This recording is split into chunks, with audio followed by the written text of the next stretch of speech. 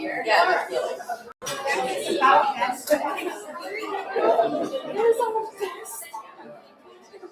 How are you? Nice to see you too. Hi. Oh, welcome. I think we met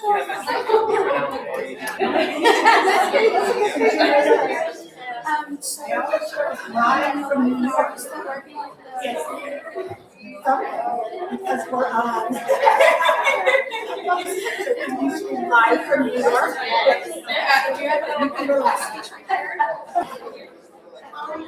I think it's that time. I'm going to be here. Give me a couple seconds.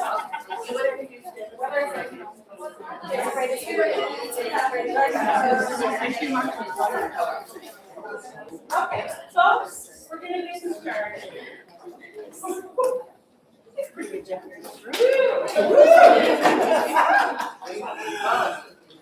I'm a fan of on time. Why not, right?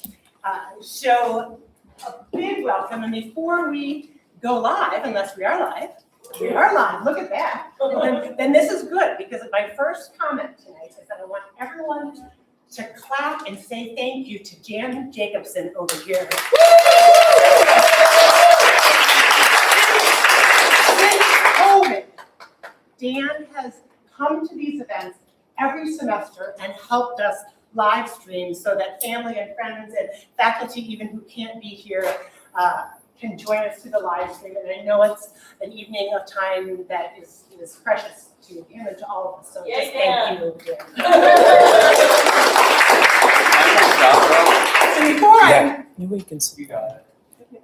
Before I make some remarks, so we have to do our intro, which is always 1, 2, 3. Live from New York, it's Caleb.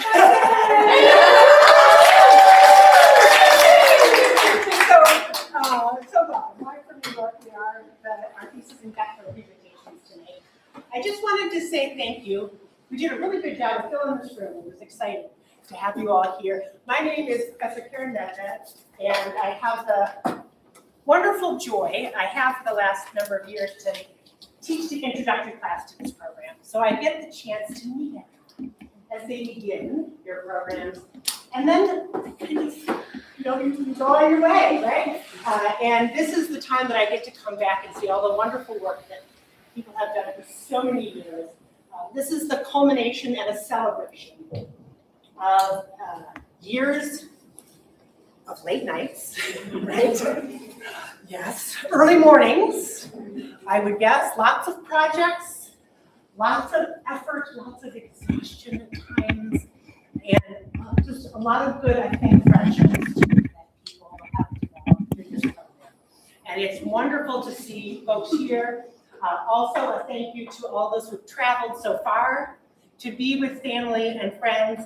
Let's start there. If you're a family member or a friend of one of the graduates today, could you just stand up? Yeah.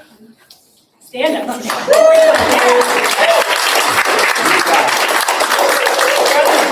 I know we have some folks who are joining us from China, some folks from Israel,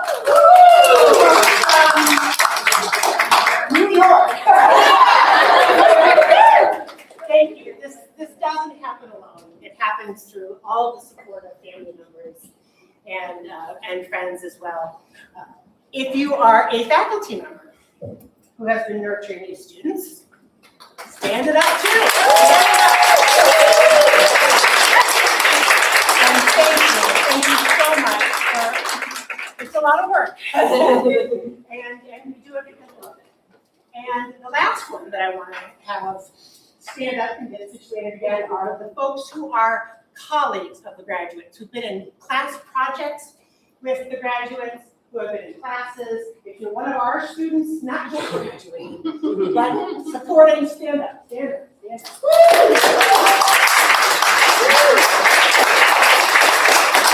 Thank you so much, because we know those late nights are not alone.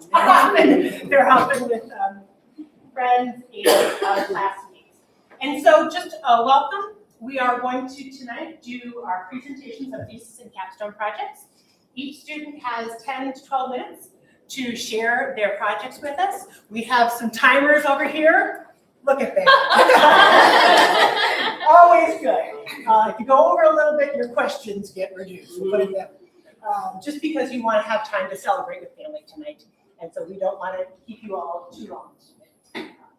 If you need a break, we will take a break around 7 or 7:15 to present this year's Best Thesis and Best Capstone Awards to our alumni and to their wonderful advisors and readers this evening. So we'll take a little break around 7 to 7:15.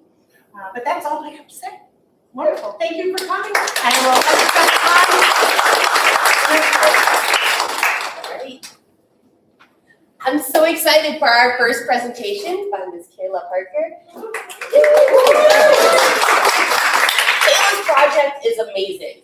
It is deep and it is massive. Yeah. What you're going to hear this evening are only 2 case studies in Kayla's project that every meeting begins with, I found something else. I've been looking for something and I found this other thing. I took a deep dive and I think I need to go to Rutgers, but I might go to this other library and I found this other thing. She is a phenomenal researcher. She's put together so many things about history that you may think that you already know about rhetoricians that have been completely left out of our public history and public rhetoric textbooks. I really can't wait to assign her writing and her research for my undergrads because there's such a large audience for it. So please go right ahead. How's everybody doing tonight? Okay, my name is Kay. Thank you so much, Professor, by the way, for introducing me. And thank you as well, Professor Medved, for the wonderful introduction. My name is Kayla Parker. I'm a graduate student for the Strategic Comms course. And many of you know me, many of you don't, but I hope this presentation will be a good example of who I am as a person because it was important to me. Okay, so just to give an introduction and a significance to my project, a quote I'd like to share is by Fannie Lou Hamer, which is this America, the land of the free and the home of the brave, where we have to sleep with our telephones off the hooks because our lives be threatened daily, because we want to live as decent human beings in America. So this quote, part of Hamer's Is This America speech, was delivered at a moment when racial tensions were high and civil unrest was ever growing. Hamer was not a classically trained orator, yet her words exposed the racial terror and political exclusion felt by many Black Americans during the 60s and during the Civil Rights era, Jim Crow era, of course. Her voice, along with other Black female activists, represents a distinct rhetorical tradition, one that navigated the intersecting constraints of race, gender, and class to challenge systemic oppression from both inside and outside formal political institutions. By analyzing the rhetorical frameworks of speeches associated with Diane Nash and Josephine Baker, it will offer a practical framework designed to inspire, equip, and empower contemporary women of color who must speak in spaces shaped by unequal power. All right. It was important for me to study this topic because for years, academic research in rhetoric has been dictated and narrated through a restrictive male lens of civil rights activists such as Martin Luther King, who we all know, as well as Malcolm X, who is another familiar name, overshadowing the foundational intellect of women. By doing more in-depth research on this topic, I was able to explore how Diane Nash and Josephine Baker took systemic barriers such as poverty, lack of formal education, and social deficits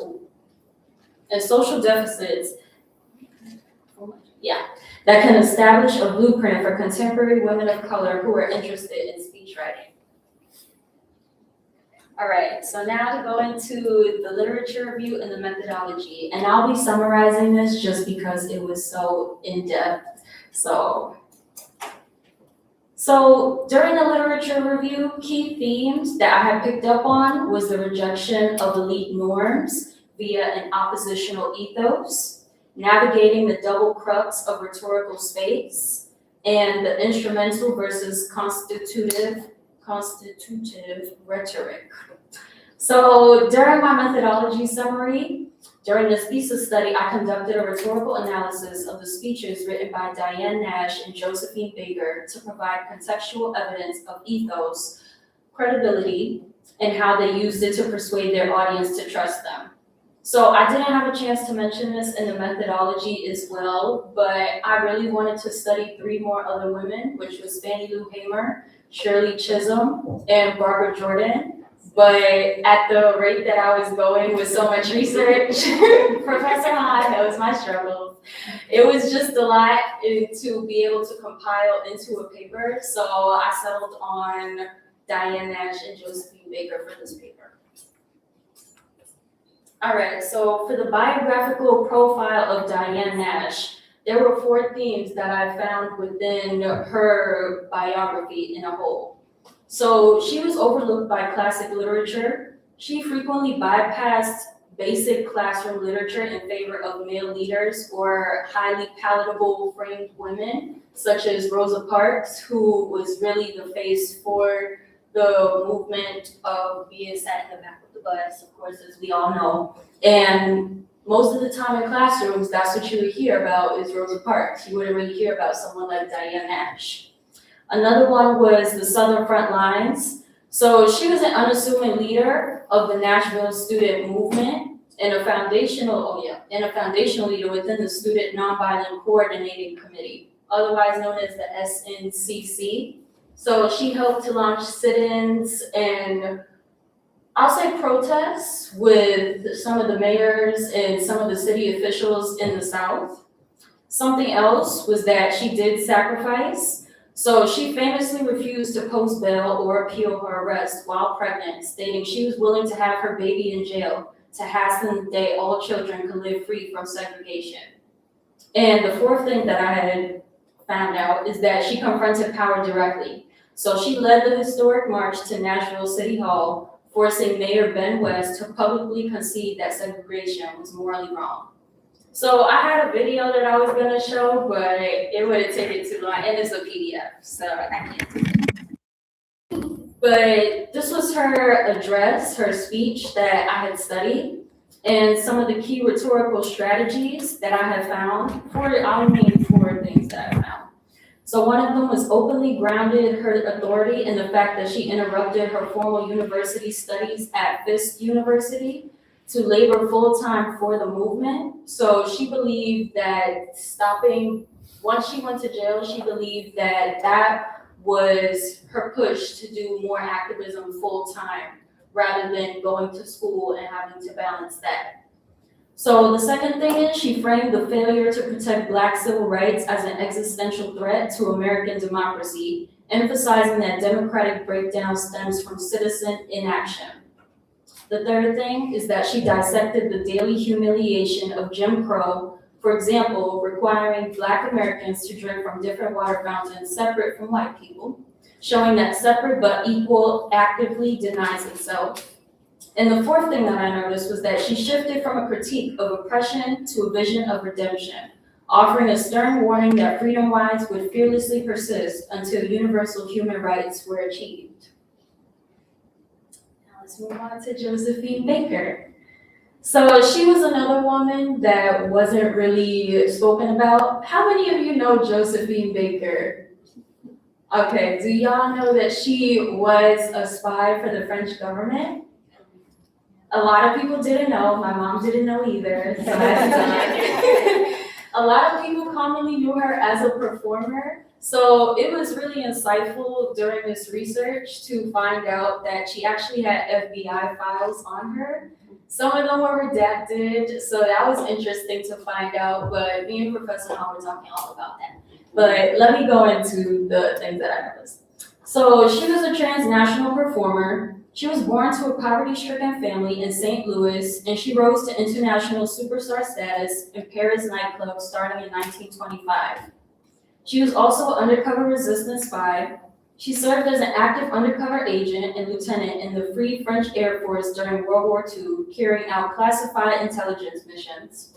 During her childhood, many Black Americans originally held biases against her, originally as an elite expat detached from domestic struggles, who ran away to Paris instead of staying to fight.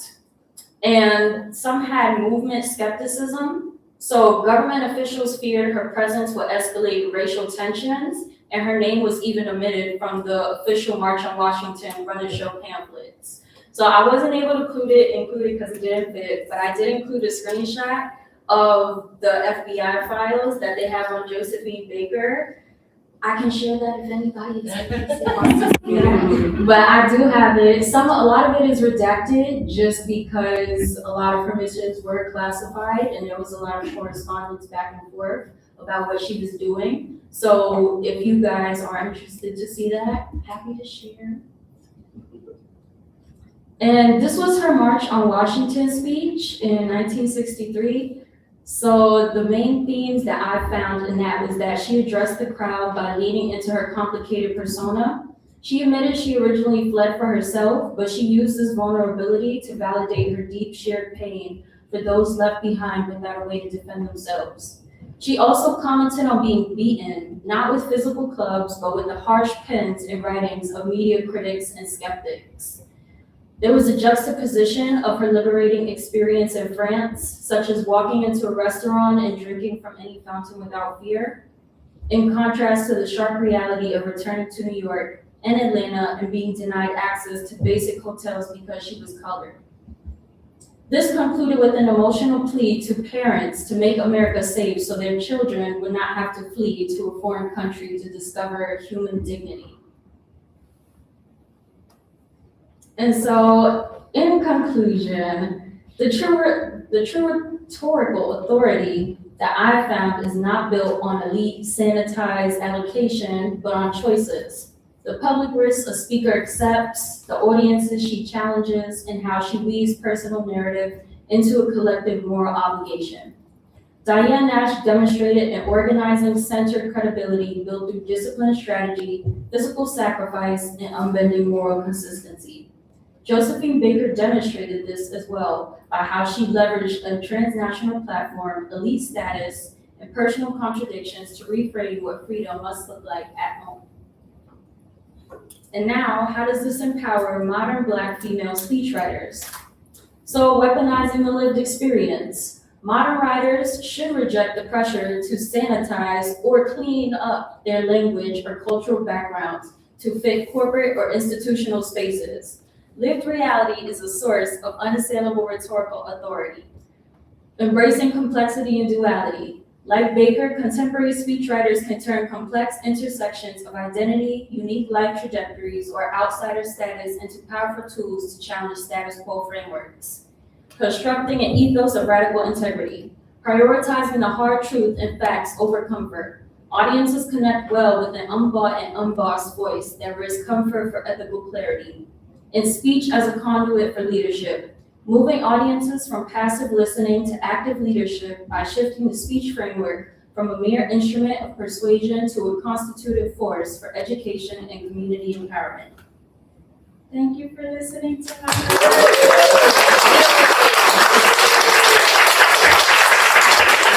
I only have 1 minute left, so ask questions. What question are you on? Yes. Out of those five, why these two? I would say because even with Fanny, even with the other five that I wanted to research, people still knew about Fannie Lou Hamer and Shirley Chisholm. Maybe not Barbara Jordan so much. Definitely not Diane Nash. And Josephine Baker, I feel that there was a misconception about her and who she was. And I wanted to dig more deeper into that. And once I did, I'm actually glad that I did, because I myself didn't even know that she was a spy. But she did it for her freedom and for her power. So yeah, I wanted to do those two.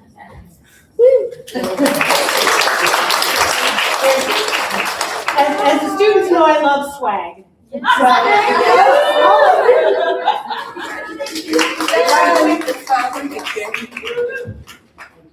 I think that we're all looking forward to Kayla as a speechwriter making some social change. So thank you so much.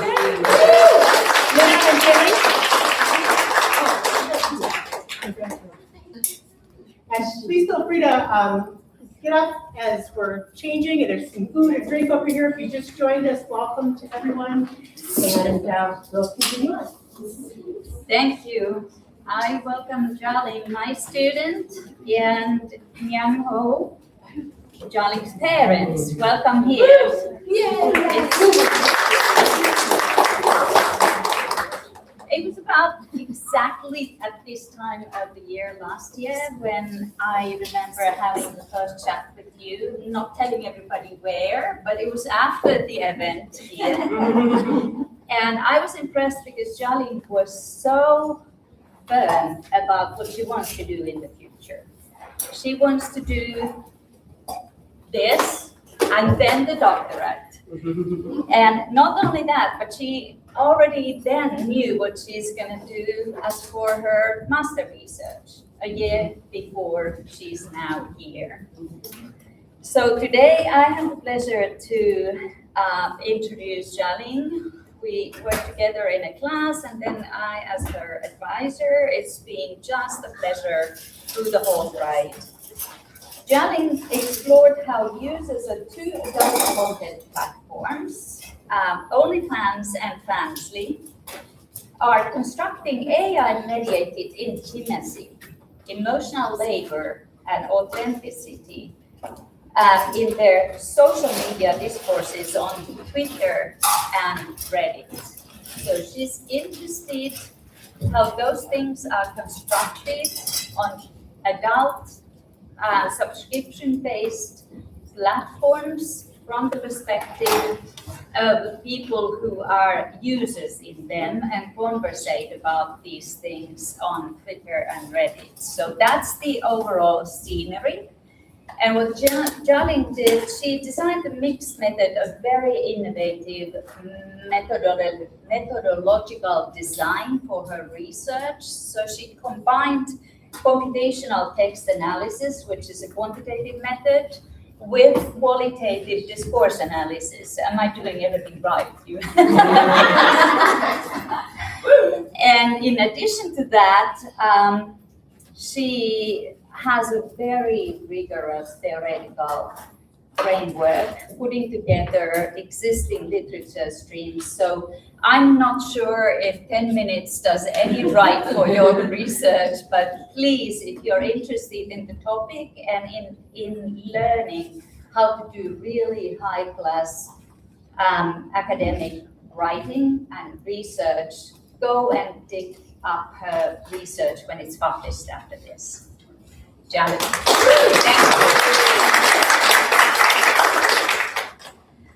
Hi everyone. Thank you for being here today.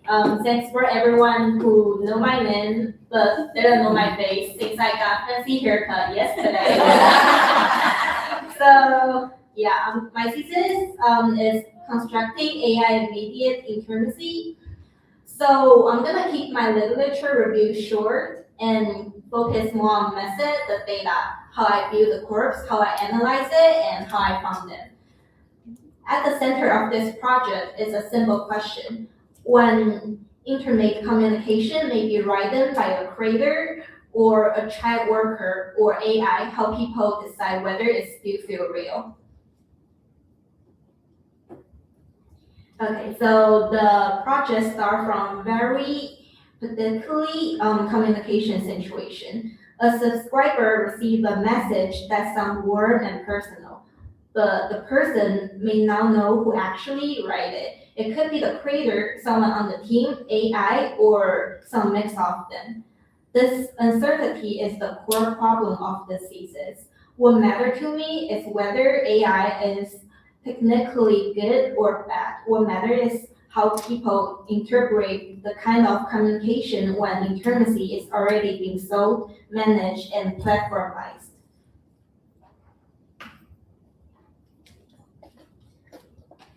So the gap for the literature is pretty clear. We already have the literature review on digital sex worker that explain emotional labor, platform labor, and monetizing intimacy. We also have the research on emotional AI that explain effective simulation that limits of AI emotional understanding.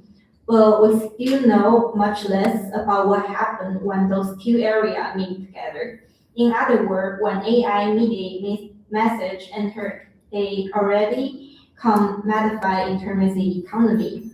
So the main question of this thesis is very direct. How do Twitter or X and Reddit users talk about AI, emotional labor, authenticity in a relation digital sex worker, and subscription-based adult content platform? The sub-questions are basically about AI's role, the main theme, and how users talk about them.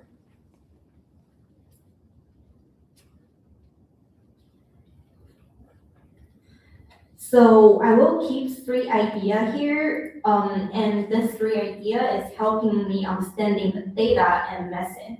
The first is the platform-like labor, means creator work is shaped by platform that visually, metrically, and dependency. The second is paid intimacy, means messaging, responsibility, and closeness become part of what's being sold. And third is emotional AI, means AI can simulate emotional cues, but this is not the same as the actual feeling or understanding emotion.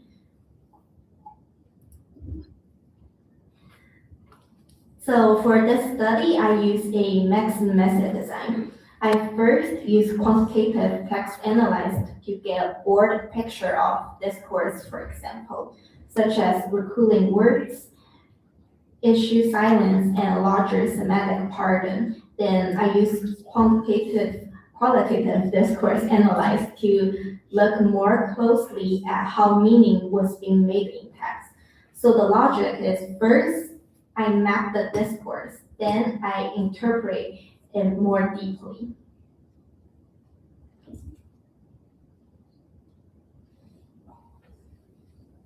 And this slide shows how I keep all the data privacy safe way. I use both Twitter and Reddit because they give me 2 different kind of discourse. So for Twitter, they give me a shorter, more visible, fast-moving public decision, and Reddit gives me a longer, more reflective, more community-based discussion. The file map here is meant to show how the database was being organized. And here I want to just emphasize that it's not just a social media database, but it's more a structural analysis role.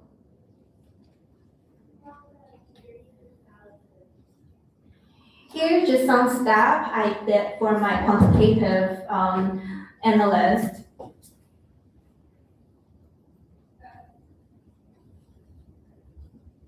And also here's a table that I have put in different stage for my quantitative clean. I have totally 5 stages. The first will be intentional. Second, I'm kind of cleaning the duplicates them and unrelated posts. And third, I put all the posts in different areas such as AI, intimacy, labor, and adult content. And the last 2 steps will be the mapping and the qualitative selection.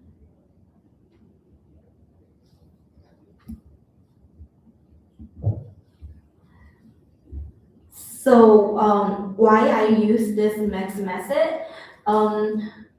It's because of the quantitative method, it's putting out the post that I want, but how to rate it, I have to find another way to. That's why the qualitative discourse is coming up. I'm gonna say this 2 method is not separate, but it has to be mixed.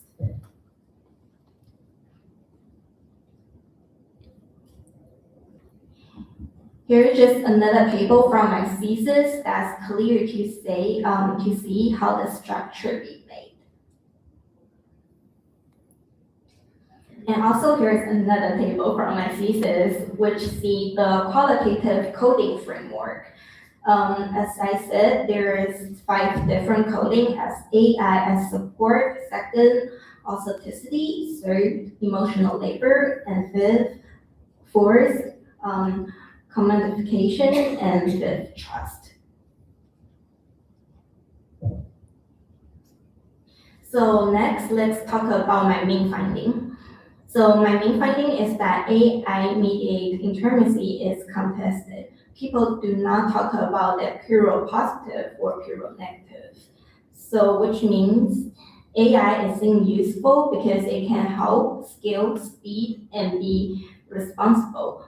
But on the other hand, it feels emotional illegal if users think communication is no longer connect to a human person. So the problem is not a simple mediation. The problem is when mediation seems to weaken the connection between humans.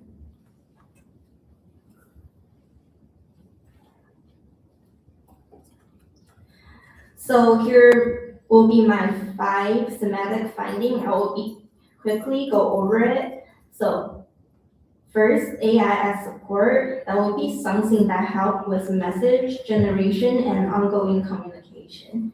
Second, the authenticity will be judging through the human intention. Third, emotional labor, that will be user reorganize the message and there is a human will be there. Fourth, the commodification, that will be people describe AI as making intimacy more skillful and more transactional. And fifth, trust and parasocial become fragile when authorship is uncertain or disclosure is missing. So putting together all these things show the user are not just reacting to AI itself, they're more reacting to how AI changed the term of relation.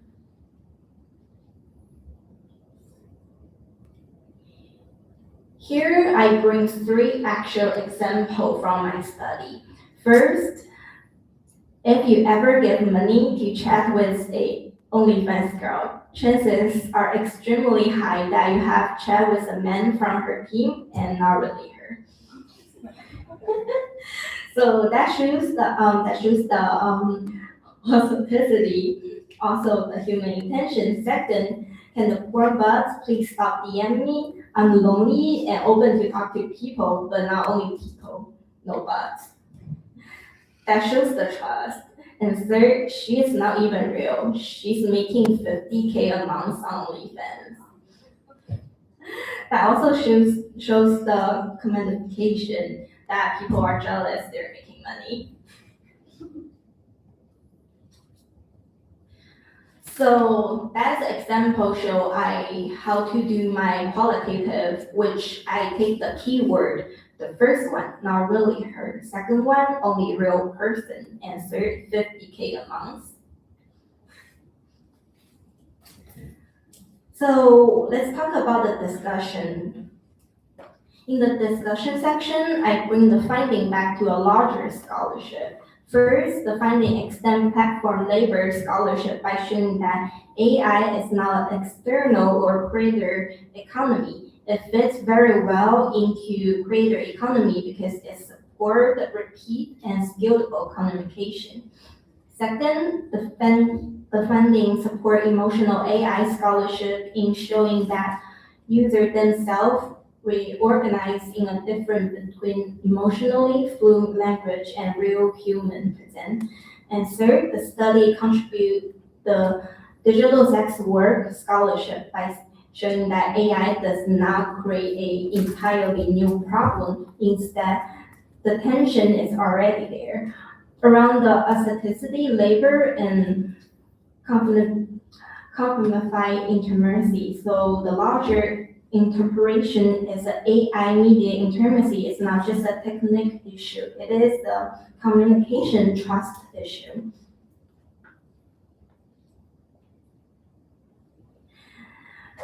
To conclude, I see there is only one key sentence there. AI is not just a tool. You have to give a role to fit it. As the PowerPoint, AI does not simply automate message, it reshapes the condition under which intimacy is reorganized and trust and monetized. Okay, thank you everyone.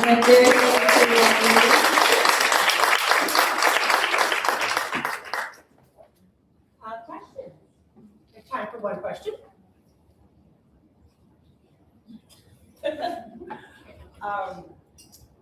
Do you think the presence of AI generally affects the relationship between creators and users across the board, even if the creators like have a disclaimer and they're committed, they say I don't use AI ever. Do you think there's like enough of that happening that it's changed the entire thing? So this is the question I have been having problem at the end of my thesis, because my whole thesis is based on AI, large language model. But at end of April, there's another model becoming is LPM, large performance model. It's different than the AI we ask to think, like ChatGPT, Cloud, Gemini. The LPM is different. It reads people's emotion. So, so based on this thesis, I'm gonna say LLM does not distracting the relation between user and creator because there's a difference. But for the new model, I have to do another research.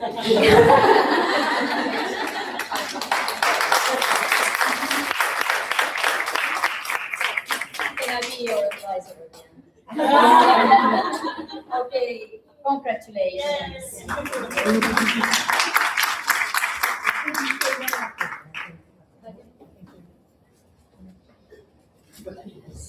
Poor Professor Minna can't sit down. So I have a pleasure to introduce the next presenter. I kind of have adopted now Emily, because against her wishes, Professor, not her wishes, but Professor Bishop's wishes to be here, she has a little of a family emergency and she gave the role to me. So I am the lucky duck here. I was her reader and you were my student as well. So here are literally, I'm now reading from the screen, so I will deliver Professor Bishop's words exactly as they were written to you. Emily, you are one of my students whose professional experience in international corporate and non-profit spaces has given a unique insight into the challenges faced by employees working in countries other than the one where they were born. Rather than write a traditional thesis for an academic audience, Emily set out to create a practical guide for employers of foreign-born workers, conducting a meta-analysis that distills and interprets the findings of scholars who have analyzed this issue from different fields and contexts. The resulting capstone is a beautiful reminder. It's visually as well beautiful, by the way. Get it into your hands. Beautiful reminder of what the power of strategic communication to create spaces where marginalized groups are both welcomed and valued. Now, welcome to present Breaking Barriers, a guide to making DEI more inclusive for foreign workers.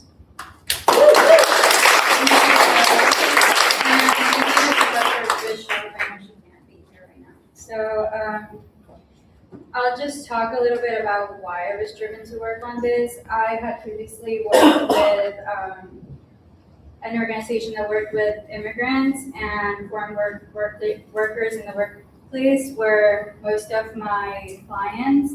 And then I transitioned onto Live Nation Entertainment, which is a really big corporation. And I was once looking through the benefit guides and I came across a bunch of missing things.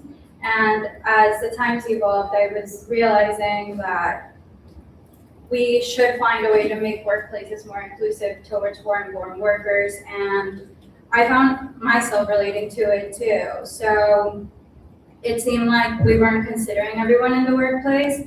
And it was even more shocking as a global organization, and I specifically work with South America. I really wanted to look into this.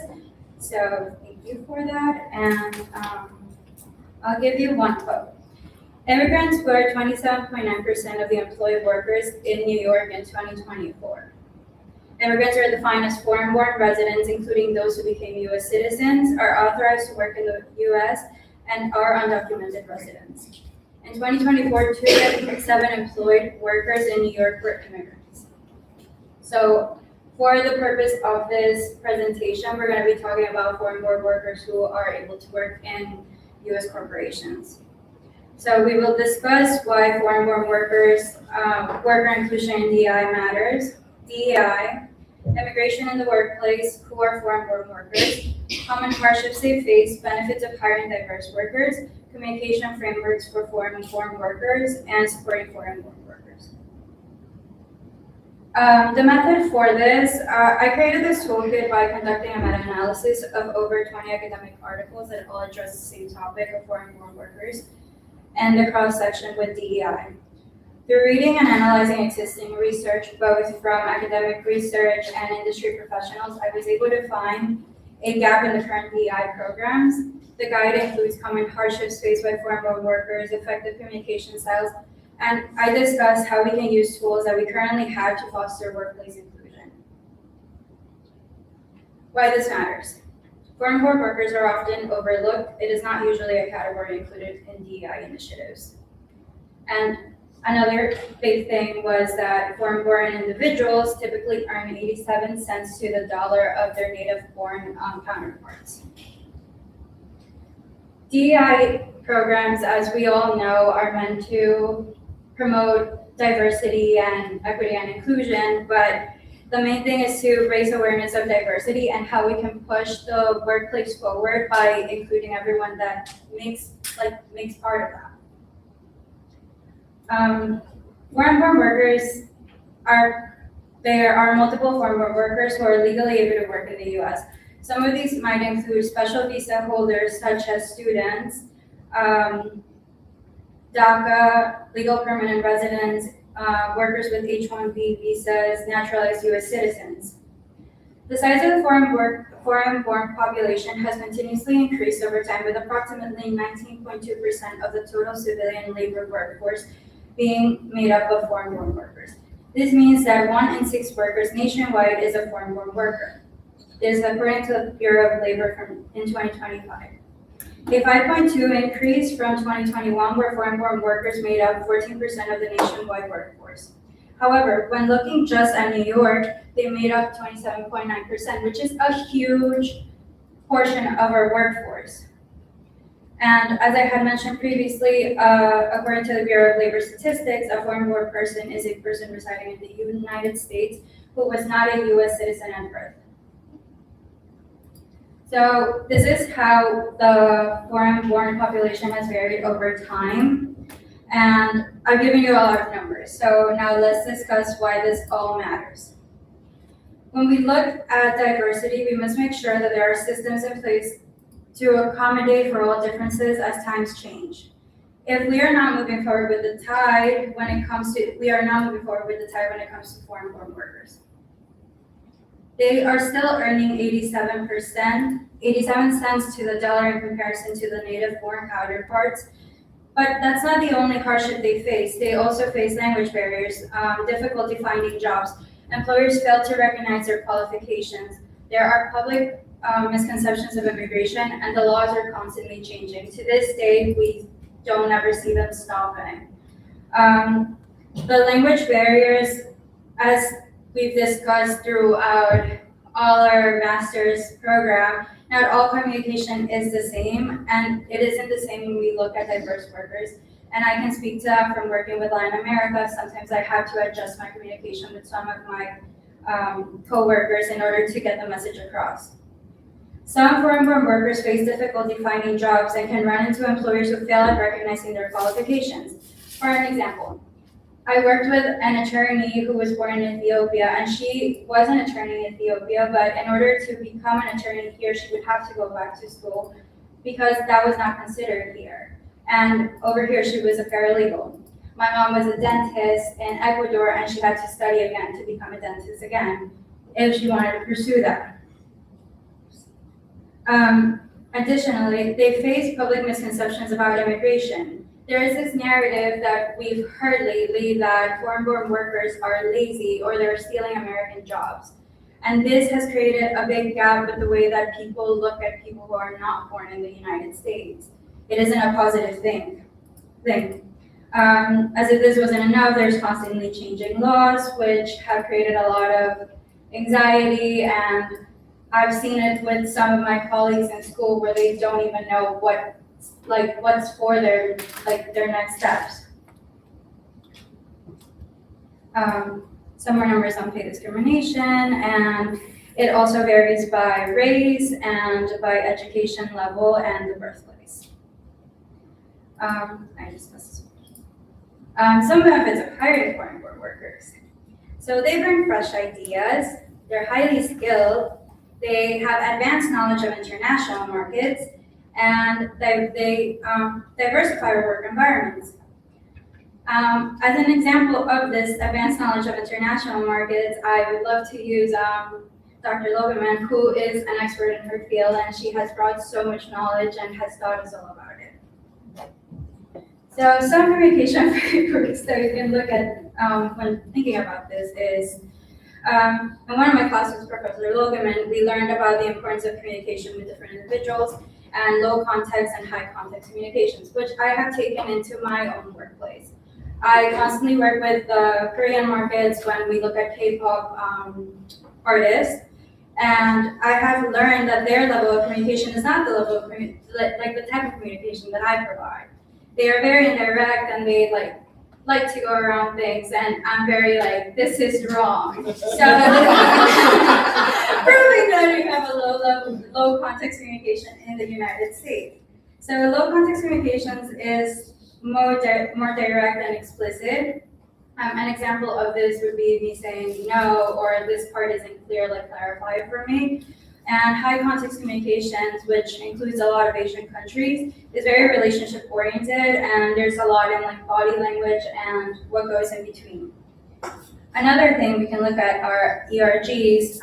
In my company, we have a lot of ERGs called Latin Nation, Women Nation, Asian Nation, and ERGs can include specific. They allow employees to fill in gaps that exist in the company. So this is an opportunity for similar groups to celebrate one another. You can have, there's a lot of examples over here, and some of them are career-focused ERGs. Employee resource groups have undergone a remarkable transition, evolving from their origins as employee support networks focused on fostering diversity and inclusion. So this is a place where everyone can feel welcome. Lastly, supporting foreign-born workers. As I've highlighted, communication is a necessity in order to have successful, diverse workplaces. We really need to understand cross-cultural communication for efficient collaboration. For employers, educating for employers, they should have basic knowledge of changing laws.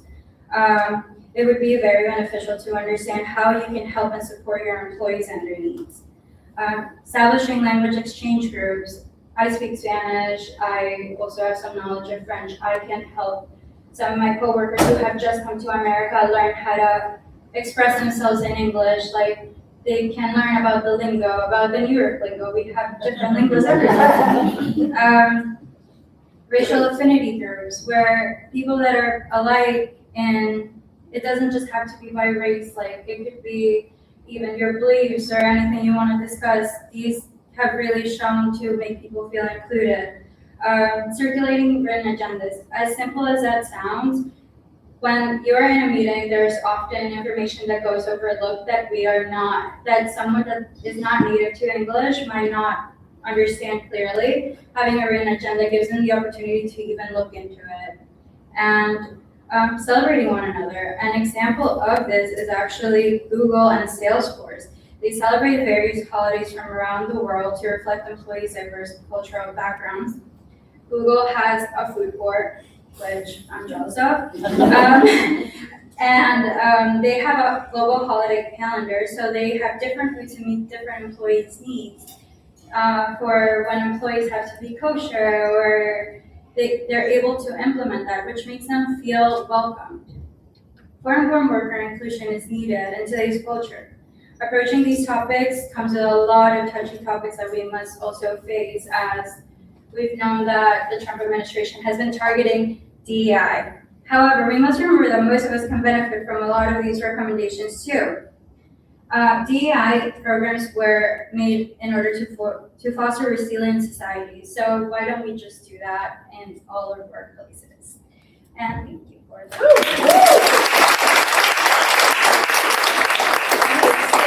I'm sure there is time for a question. Because I need to get this. And, yeah, Can I make yes. a statement? Yeah.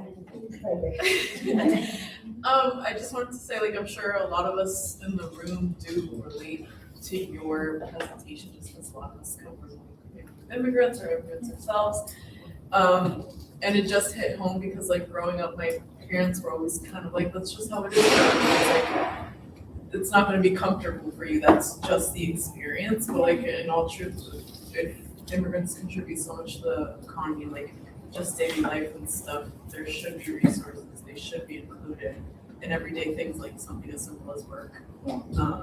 So thank you for reframing that. Thank you.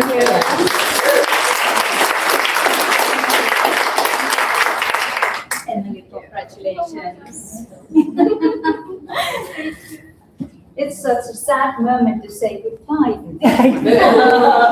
Oh, we'll call her, don't you worry. Jade.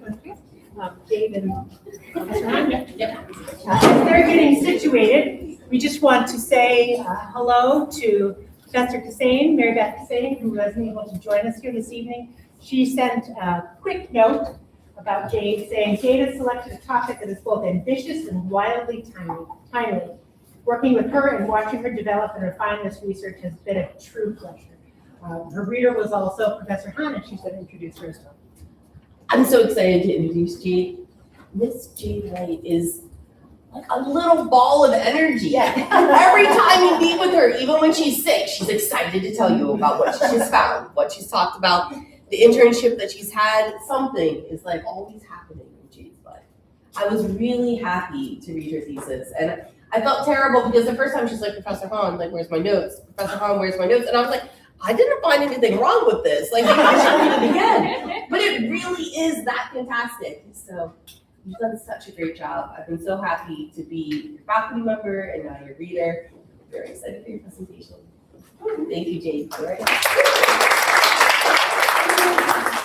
Good evening, everyone. My name is Jade Wright. Before I go into my thesis topic, I would like to thank Professor Hahn for introducing me, being my reader. Thank you to Professor Cassane, who is home, so I hope she feels better, and thank you for carrying that bit. So I will be presenting Navigating Platform Governance of Misinformation, a critical assessment of the implications of Meta's adoption of X's community notes.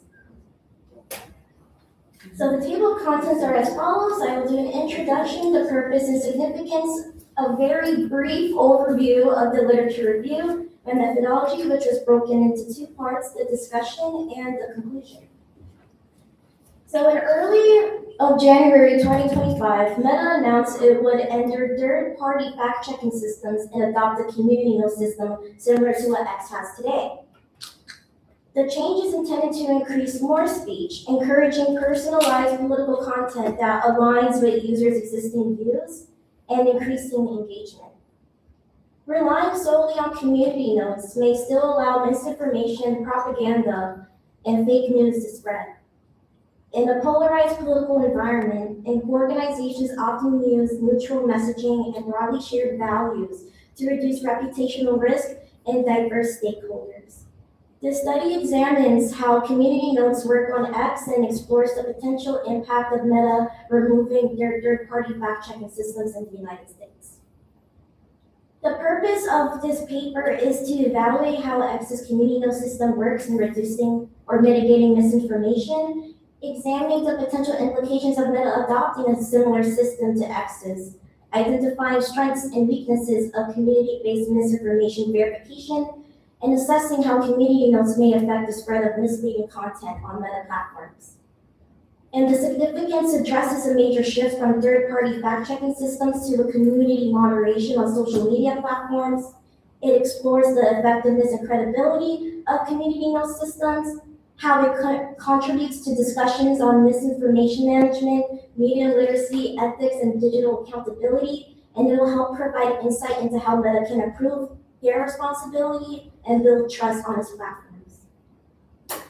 So to start off with the brief overview of the literature review, it will start with media literacy. And media literacy refers to the ability to critically interpret and evaluate media messages. The rise of digital and visual media allows information to spread instantaneously across social media platforms. Increased media consumption from multiple sources raises exposure to false or misleading information to be spread. And to help combat these, key media literacy skills include analysis, examining and questioning media messages, questioning what we see online, whether if it's true or not, and evaluating it, judging the credibility and the value of the information. Where did it come from? Is it from a credible source? Misinformation and disinformation are major challenges within today's social media environment. Misinformation spreads rapidly online and often fuels controversy, posing reputational risks for organizations. Once misleading content gains traction, it becomes increasingly difficult to contain it. Disinformation, on the other hand, is different from misinformation because it is intentionally designed to manipulate audiences and to create false beliefs, which can seriously harm companies, stakeholders, and public trust. Community Notes aims to combat misinformation by allowing users to add contextual notes to their posts. Critics question whether the system effectively limits misinformation spread. These concerns include slow response time to misinformation, reliance on user agreement for visibility, and susceptibility to manipulation and political bias. Personalized content may contribute to echo chambers and polarization. Personalized political content that reinforces users' beliefs and selective exposure. Third-party fact-checking systems provides independent, nonpartisan verification of claims in media content. Transparency allows users to see why notes were added and who contributed to them. Greater user participation encourages collaborative moderation and a sense of shared responsibility among users on their platform. And community notes is most effective for clear, verifiable, factual claims. However, they have weaknesses as well. Corrections appear slowly, misinformation spreads faster than the notes, algorithms cannot fully understand context, nuance, sarcasm, or rapidly changing events because they're not human. Research suggests community notes alone is insufficient to combat misinformation effectively. A hybrid system combining user input, professional fact-checking, and automated moderation may be more effective. Pew Research Center found that 53% of US adults sometimes gets their news from social media. There are ongoing debates whether social media companies should be responsible for misinformation shared on their platforms. But the EU has a different view of this. The EU has stricter regulations like the GDPR, which stands for the General Data Protection Regulation, which establishes strict rules for collecting and processing personal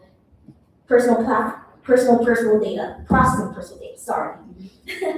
And Digital Services Act, the DSA, requires platforms to address harmful content, improve transparency, and to reduce systemic risks such as disinformation and algorithmic amplification. So this is the part one of my methodology, and it's for my first research question, what can be learned from X's community note system, and how might those lessons apply to most platforms? Community notes uses user agreement across viewpoints to reduce bias, and the strengths and the weaknesses are the same. Of course, it allows transparency and user participation, shared responsibility, and increased trust and moderation. But then the weaknesses are also still the same. There's still slow response time, there's still limited visibility of notes, which leads to vulnerability to manipulation, and it's less effective on political or subjective topics, which comes to the conclusion that community notes can support misinformation and moderation, but it's just not sustainable. So Meta may need to consider a hybrid system combining community input, professional fact checkers, and automated moderation tools. And part 2 of my methodology answers my second research question. How does X's community notes operate in correcting misinformation and what themes appear in its content? So I use QCA, which is qualitative content analysis, to examine misinformation and community notes on X. I focus on measles vaccination misinformation linked to RFK Jr. Data collected was from between January and March of 2026, and the posts that were included in the codebook were only visible community notes. And the data analyzed misinformation themes, tone of posts and corrections, and user engagement, likes, shares, and comments. Community notes typically use a neutral informational tone compared to the emotional language found in many original posts. Neutral framing may reduce defensiveness and improve acceptance of corrective information. For example, this is two examples of what I use in my codebook, and they were divided into code definition and examples. I combined deductive coding and from existing research with inductive coding based on emerging themes. And the goal was to analyze how community notes responds to misinformation and how users engage with those corrections. As for the discussion, this study examined how community notes on X corrects misinformation and what it means for meta platforms. And these key findings include providing accurate evidence-based corrections, being effective at correcting clear factual misinformation, and neutral framing may improve acceptance of corrections. However, there are limitations that not all misinformation receives a community note, because the more viral a post gets, the more likely it will have community note, even though posts who have less traction, they don't get a community note, and that still leaves misinformation to have the potential to be rampant. Corrections are often delayed due to consensus requirements, so the users have to agree or disagree on whether or not the post is factual or not. The speed of misinformation spread out paces the correction, so it can be amplified 10 times more because people are still deciding whether or not it's true or false. And coverage gaps reduces overall effectiveness, which comes to the conclusion that community notes is useful, but it's entirely limited. It should be best viewed as a complementary tool, not a total substitution for nonpartisan third-party fact-checking systems. While these systems increase transparency and participation, they also raise concerns about accuracy and consistency, contributor bias and motivation, and potential for coordinated manipulation. For Meta, community notes should not be the sole strategy for combating misinformation. Direct replication may be ineffective because success depends on platform culture, moderation systems, and user participation. And the recommended hybrid approach would be user contributions, identifying misleading content and provide diverse perspectives, algorithmic detection, rapidly detect harmful or suspicious content at a scale, professional fact-checking, so third-party fact-checking systems, ensuring credibility and evidence-based verification, and lastly, strong oversight, maintaining accountability, transparency, and fairness in these moderation decisions. Without oversight and structured safeguards, community-driven systems may struggle to reliably mitigate misinformation from spreading. And that is all I have for today.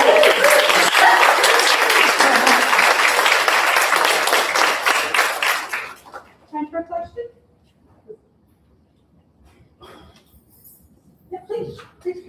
I'm curious if you can, we haven't met, I'm Pamela Thielman, and I'm a professor. Hi, Pamela.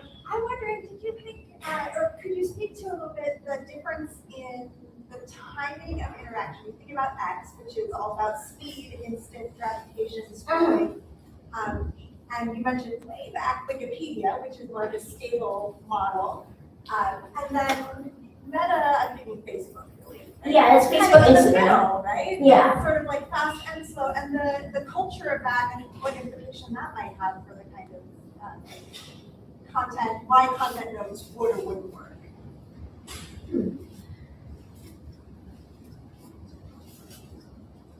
I'm sorry, do you mind repeating your question again? I really love this project. Thank you. Just that, perhaps something behind community notes struggling on X is because it's fast. Yes, And when you have posts that sit there for longer, like you might on Facebook, yeah. do you think that matters in your assessment of whether or not community notes would be more or less effective? I think it does matter because even if it doesn't attract that much attention, like for example, one of the posts that I used garnered 233.1K views, but I think it should still be able to detect misinformation on posts that are not as viral, even if it's like 5 million likes or 5 likes, it still should be,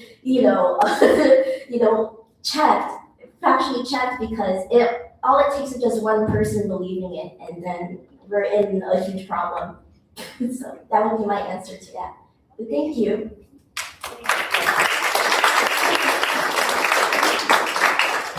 Good job. Remember to water bottle. You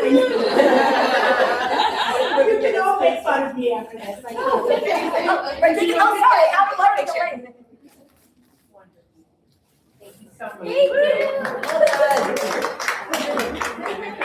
Joshua?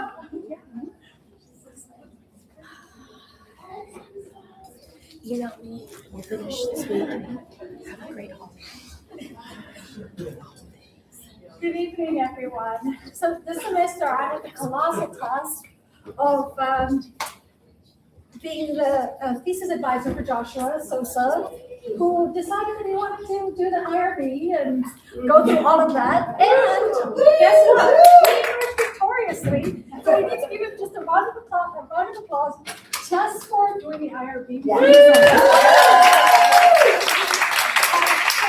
Josh is going to talk to us a little bit about targeting Walmart and how they dealt with DEI rollbacks in terms of communicating this information to their consumers. Josh did a lot of work. He did 2 different types of data collection, which I thought was very ambitious. But of course, nothing, is a challenge for Josh. And he did a textual analysis and collected interviews from consumers. And I am so happy to be his advisor and have guided him through this process. So please give him a round of applause. Before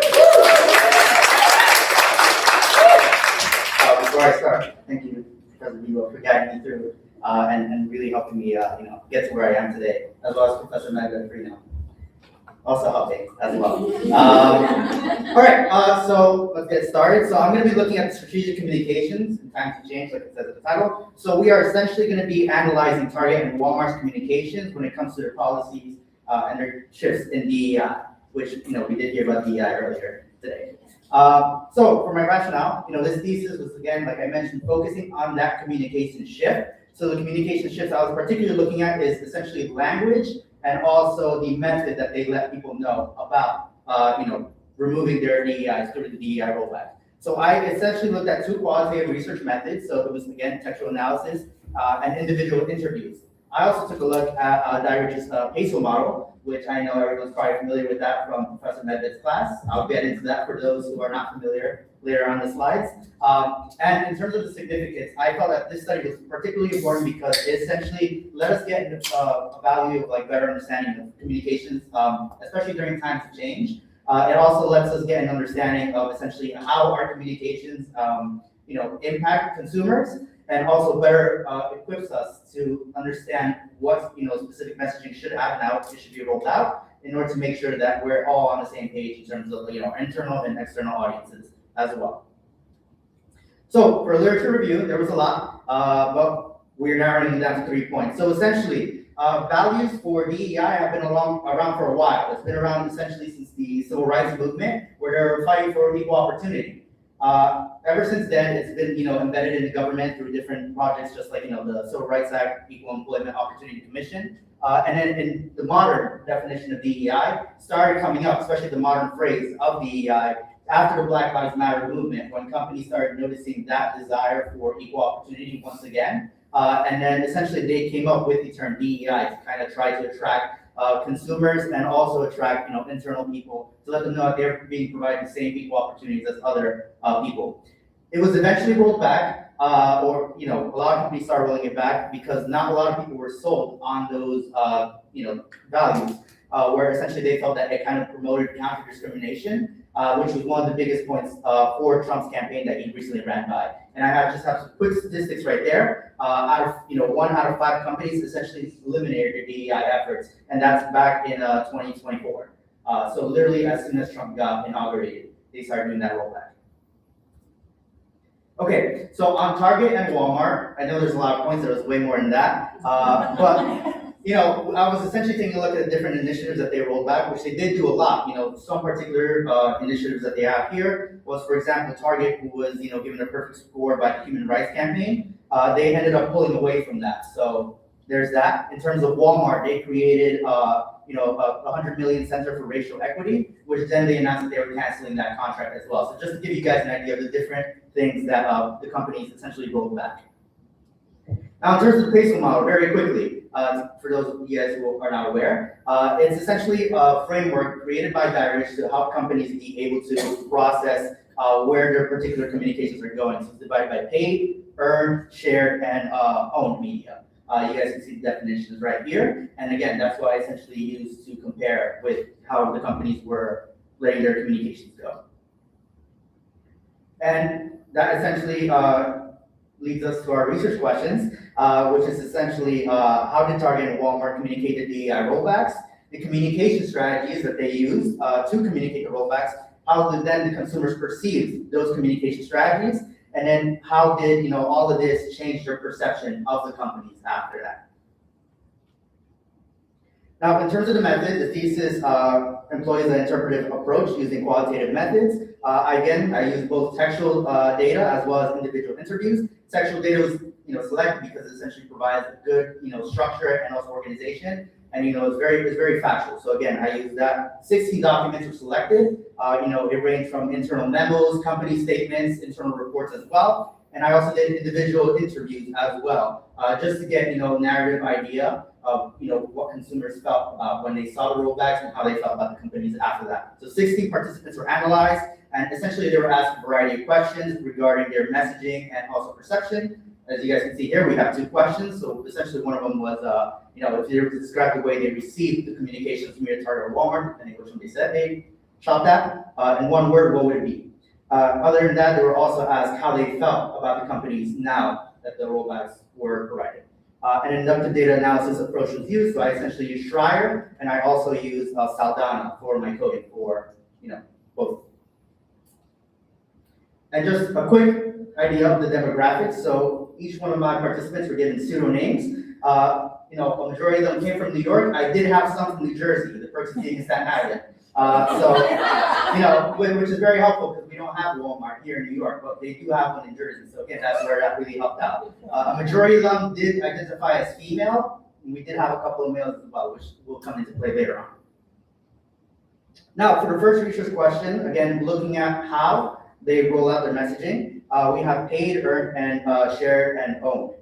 So based on my findings, I found out that essentially Target and Walmart primarily use own media channels to communicate their rollbacks. This is mostly catered toward their internal audiences, and it did actually end up excluding consumers, because consumers are mostly focused on the earn and the share, just because earn is essentially like through news media, shared is like through social media.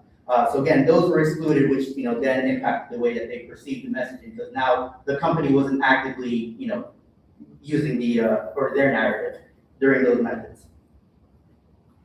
For research question 2, looking at just the communication strategies they use in the text, I came up with 4 different themes. For the sake of the presentation, I'll just take a look at one of them, which is strategic reframing, where it's essentially the company taking the way that they, throughout just saying the whole concept of DEI rollbacks and kind of twisting it into the company's favor. So as you guys can see here, there's a quote where they're saying, as when we champion growth, belonging, and opportunity for all, we meet the needs of our consumers. So some sub-themes that came up, particularly under this theme, was essentially the company stating that these rollbacks were something for them to be able to use as growth for their company. It was a business decision that they were using. They were also promoting the concept of belonging, essentially, equality for all. And then also they were saying that, hey, we're actually rebranding the initiatives, we're not actually removing it.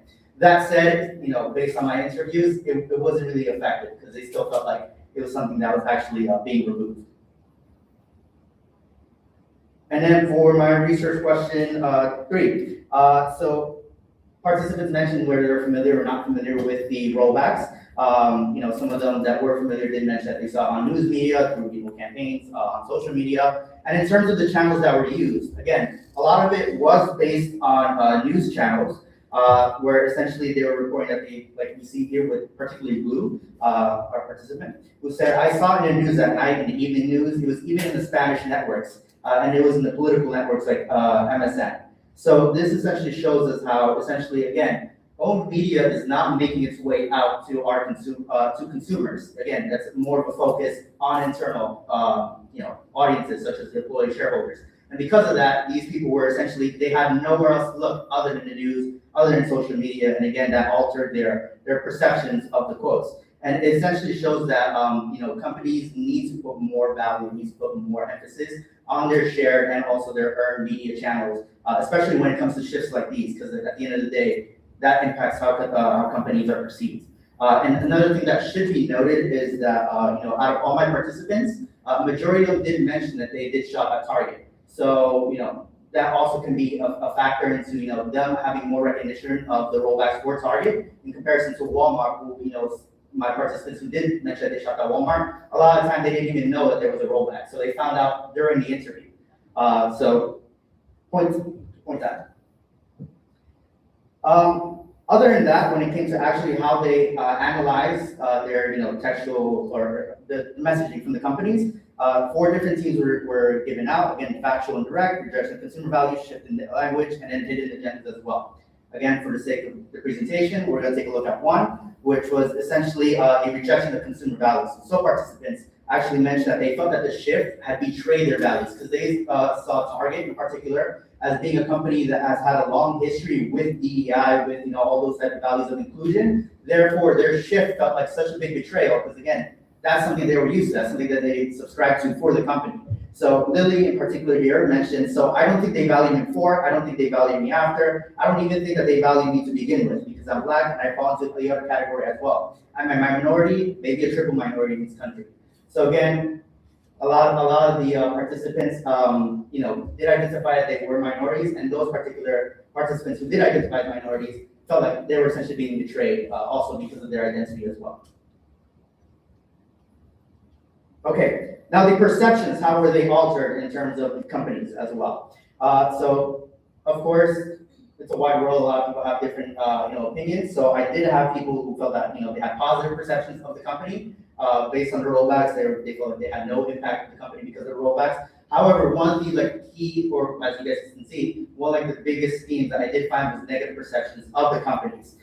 So they felt like, again, it was kind of like a betrayal of their values. So, there were mentions just like, again, Lily, where she mentioned, I'm not surprised that the president, we have dismantled or created a way for all this to go away or be dismantled. Another thing that should be pointed out, especially in those sub-themes, which I have, again, they're talking about convenience, relationships, finding alternatives, and inauthenticity, and DEI, is that, again, these participants have negative perceptions of the companies. That said, because of also just the eligibility for the study, they were still shopping there. And that created kind of like this weird relationship with them, but like it mentions in the sub-themes, they kind of had like a convenience factor to it where they had to go there. They were mentioning that they had to go there for particular products that they needed. They had to go there for if they had to get like, one of my participants mentioned they like diapers specifically from there. So again, there was kind of like that attachment in terms of products, and because of that, they found themselves constantly going to a location that again they felt like had betrayed their values. For consumer feedback, a lot of them mentioned that they had different, feedback from the companies. For this sake, I'll just focus on, the context on the DEI rollbacks, where a lot of the participants mentioned that they wanted companies to be more transparent and to give more information on rollbacks. Why was it being rolled back in the first place? Like Strawberry mentioned here, where she said that, essentially it wasn't unclear that, they feel like they should have the right to know. And for a discussion, so, overall companies used owned media more than shared and earned media outlets, which is something that should be taken note of. Because of that, that created negative perceptions of the companies. And their particular strategies that they used, especially strategic reframing and evolution narratives, weren't really effective. Again, going back to just the way that it was rolled out.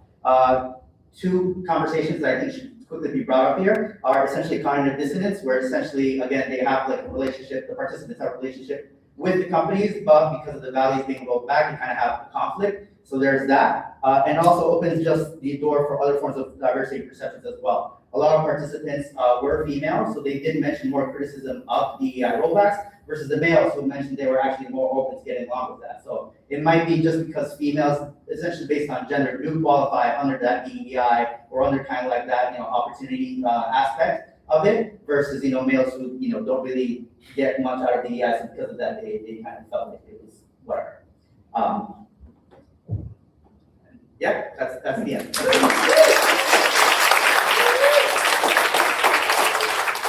Time for question. Question or comment? So what would your recommendation be to these companies that maybe prioritize sharing their own media? Because I would think the reason they did that was because they didn't want more of a focus on it or on the controversy like in the news and stuff, which is why they were just communicating directly to their consumers or audiences. But how would you recommend that they do that in the future?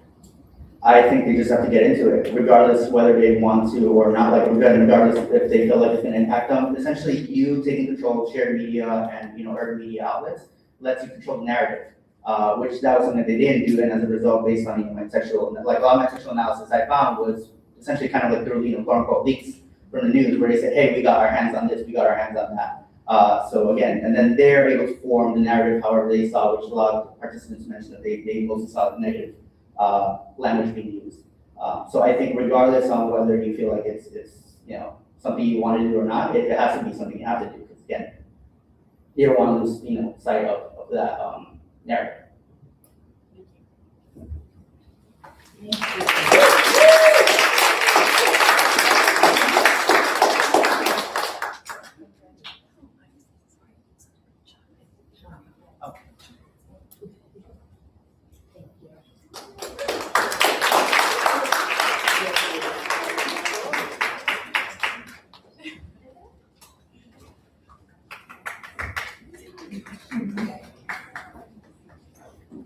Before Professor Livingston starts.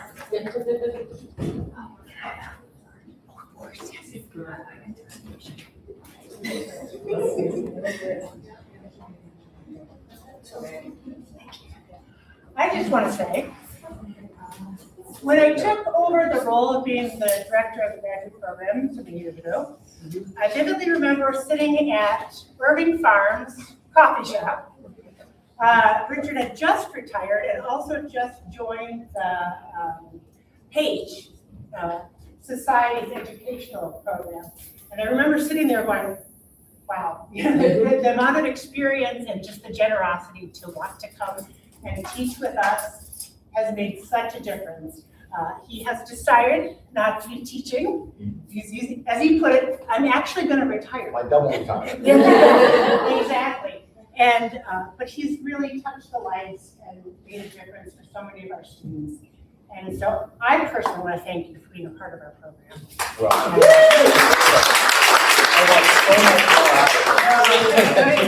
trust me, it's been a wonderful experience. Here's for his next check. Right, your next All right, so it's really a great pleasure to be here to introduce Paula Mattoon. She was a student of mine in a crisis management class, and so when I got a call or email from her about possibly being her advisor, I was thrilled because she was a great student. It was a great, a lot of fun for me. So that was really positive, but I could not have been happier when she told me what she was going to write about, and it was about the demonstrations at Columbia University recently. And the reason is twofold. First, because I'm an alumni of Columbia, so I kind of know the area and kind of have a sense of what that scene is all about. But secondly, because I came of age during a time when universities all over the country were going through all sorts of different protests and demonstrations and dean's office takeovers. Did anyone take over your office? No, but you can't. I will trust you. Sure. So in any event, so this was going on all the time when I was in school. It changed completely my experience of being an undergraduate there in the 70s, was the Vietnam War and all the protests over the Vietnam War. So this was an opportunity to see these Columbia demonstrations out there with new eyes, with fresh eyes through her eyes. And that's one of the great things about being an advisor. You get to see the world through someone else's view that has a different view, but definitely what will become a very informed view about it. But the other thing that I enjoyed about it is that she introduced me to a completely new way of thinking about the word framing. Now, my background, I always thought of as in colloquial terms. My background is not academic. I've spent, 30 years, maybe more than that, as chief communications officer for various large companies. I learned on the job, made a lot of mistakes, a problem you all won't have because you'll have the benefit of a Brook education, right? So you'll have kind of done this in the classroom and not in real life. But in any event, so for me, framing was a colloquial term. And I had quite an experience, and a very interesting experience of learning about what that term can actually mean in the hands of very skilled academics, and what a wonderful scalpel it could be to dissect communications patterns and communications effectiveness. So that was been a lot. So I learned a lot. I think you're going to learn a lot today, and enjoy the presentation. Congratulations.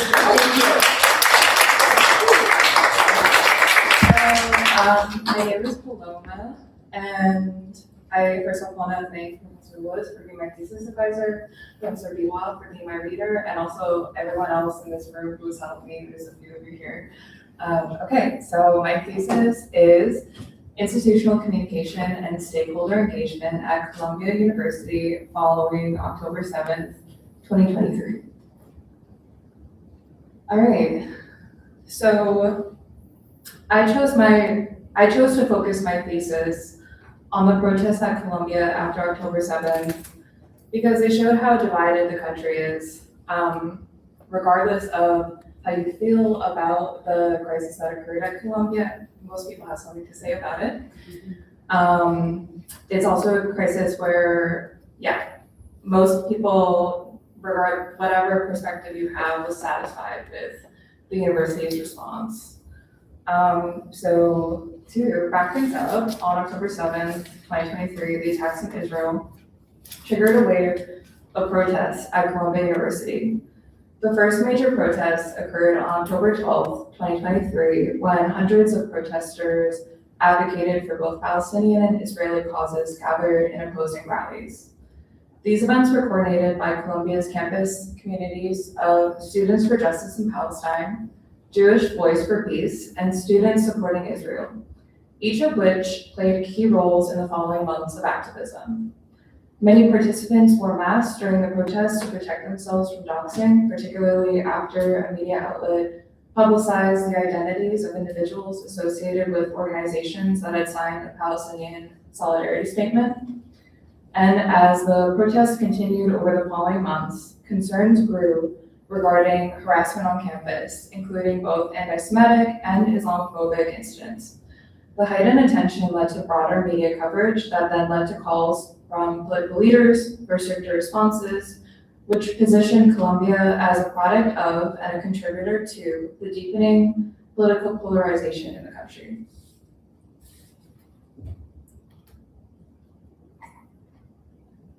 Okay, and so my thesis was guided by these three questions.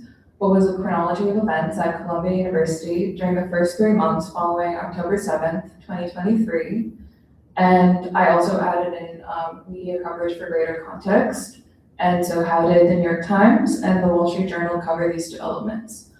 What recurring themes appear in crisis-related communications from Columbia University and in media coverage from the New York Times and the Wall Street Journal? And also, which stakeholder groups are explicitly addressed in communications from Columbia University and in coverage from the New York Times and the Wall Street Journal?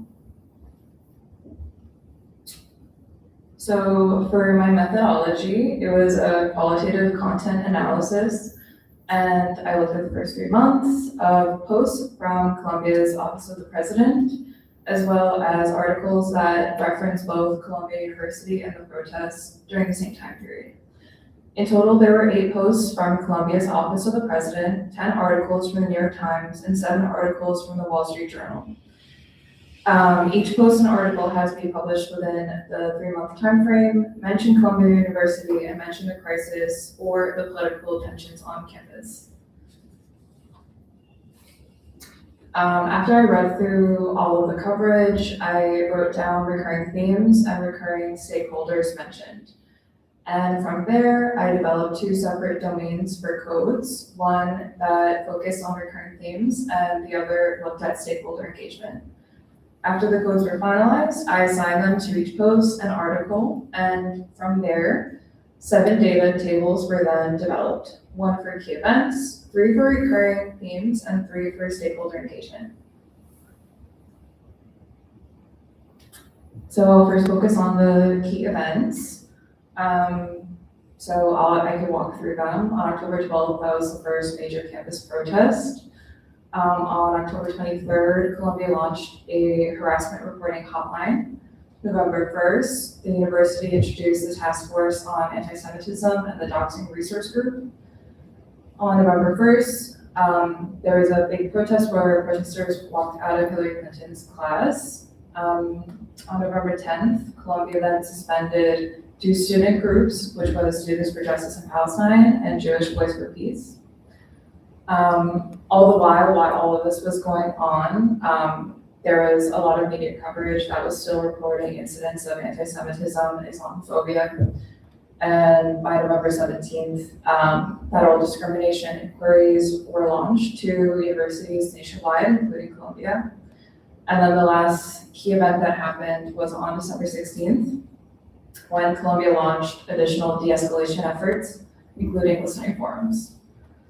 The key finding that I found from looking at these key events was, and the largest turning point was when Columbia University suspended the 2 student groups, Students for Justice in Palestine and Jewish Voice for Peace.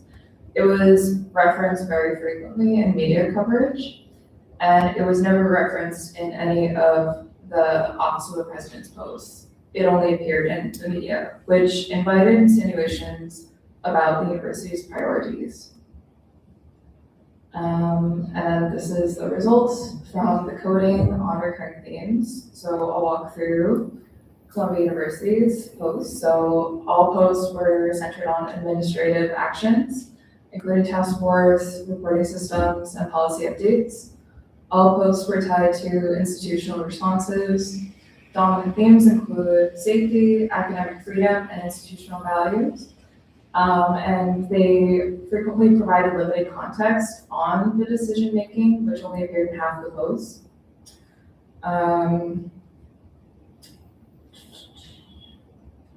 The key finding from looking at data from Columbia was that Columbia rarely explained their decisions for those administrative actions, which left the media room to construct external narratives about the university's motivations. And then for media coverage from the Wall Street Journal and the New York Times, coverage focused on Columbia's crisis response and evaluation of effectiveness. Very frequently, articles emphasize perceived limitations in addressing stakeholder groups, which happened in 5 out of 7 Wall Street Journal articles and 5 out of 8 articles from the New York Times.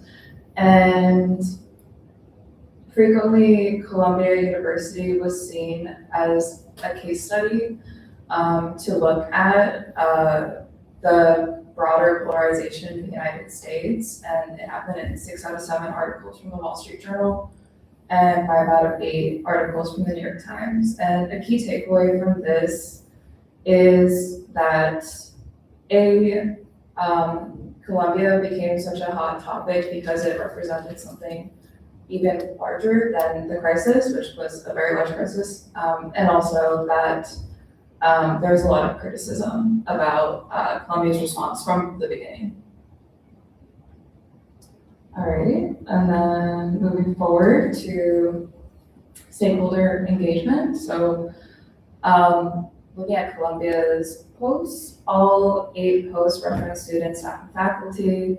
However, there was uneven representation of impacted communities from the crisis.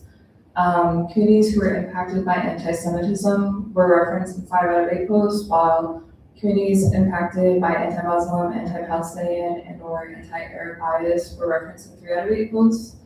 And all of the references appeared after discussions about anti-Semitism. A key finding from this is that Columbia did not consistently acknowledge all communities impacted by the crisis, which left space for stakeholders to perceive that certain identity groups were being prioritized over others. And then looking at media coverage from the Wall Street Journal and the New York Times, they always had a balanced representation of the different communities impacted by the crisis. And they also introduced additional stakeholders that were never referenced by Columbia, including donors and elected officials. This is because they claimed that there was perhaps external influence, and no post from Columbia University either confirmed or denied its role in its decision-making process. Okay. And in conclusion, through my study, I noticed how Columbia emphasized administrative actions but provided a limited explanation of decision rationale, while media coverage highlighted tensions and criticism more directly. Stakeholder engagement was uneven in institutional messaging, while media coverage was more balanced and introduced stakeholders like donors and elected officials absent from Columbia's posts. Communication gaps between institutional messaging and media framing allowed competing narratives to emerge around priorities of decision-making.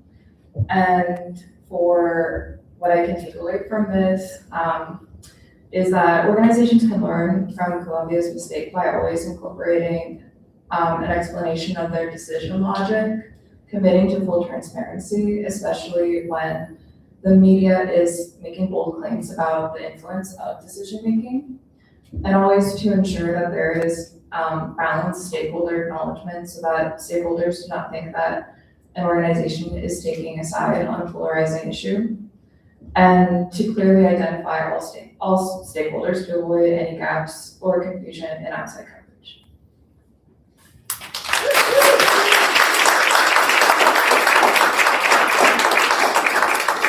And I'll give you your sweat. How's that? Thank you. Congratulations. Questions? Please tell me. First of all, I wanted to say it was really interesting, really, and I wanted to share that I feel like Columbia was taking out of the side, from my side, and it was really tough for the students, even the ones that got involved, because they were stuck in between. And for the ones that were involved, it wasn't tough, more tough for everyone. And honestly, I was just interested in why you chose it, like how did you find something, and how did it touch you? I'm just interested. I think last summer I did another project on it, on the protests. I was interested in it because it was such a big controversy and it seemed like such an impossible issue because it's such an emotional topic and because they have stakeholders who are at complete different ends of the spectrum of what they believe. And then there's also a ton of stakeholders who don't want anything to do with it and just found the entire crisis disruptive. So I just wanted to look at it closely to understand what went wrong. And to try to better understand what I would have done had I been in that situation, which when I first started this seemed impossible.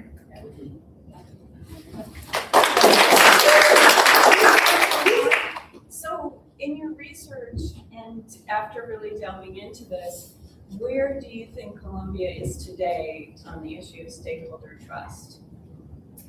I'm not really sure. Simply because my study really did only focus on the first 3 months and where they are now. From what I understand, I don't think that they've had a decline in job turnover or the amount of students who apply to the university, but outside of that, I'm not really sure. So at the end of your research, would you have an answer for that, where you ended up at the end of those 3 months? I'm not sure.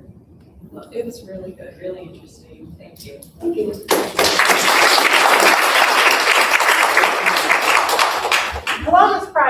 actually is a good segue into a quick introduction of this year's Best Thesis and Best Capstone award winners. As many of you know, just this last fall, our program shifted from being corporate communication to strategic communication. And the presentations tonight and the 2 awards for tonight really reinforce the broad range of institutional contexts that our students operate in and their passions and their issues. And that's been wonderful to see. So I think we made a great decision. So if Amanda and Val would join us here. So, make sure I'm giving them. So, Amanda, and I should mention her reader was also Professor Manet, who I'm not sure if she's able to join us on the live stream tonight, but Amanda did a phenomenal project looking at nonprofit communication, using case studies and how we can use our skills to help mission-based organizations really achieve their goals and do good in wonderful ways in society. And it's just a classic, wonderful example of how her work and her research came together. She also works in a nonprofit as well called Support Connection, thank you. And I watch on LinkedIn the wonderful work that she's doing there to make a difference. And so I want to thank Val for nominating Amanda and Professor Bishop as well for helping with the awards and making our decisions, always tough decisions, but thank you as well. And as I said earlier, these things don't happen without wonderful advisors and time spent together. So I would like to congratulate Amanda. And this is for your next chapter. So thank you.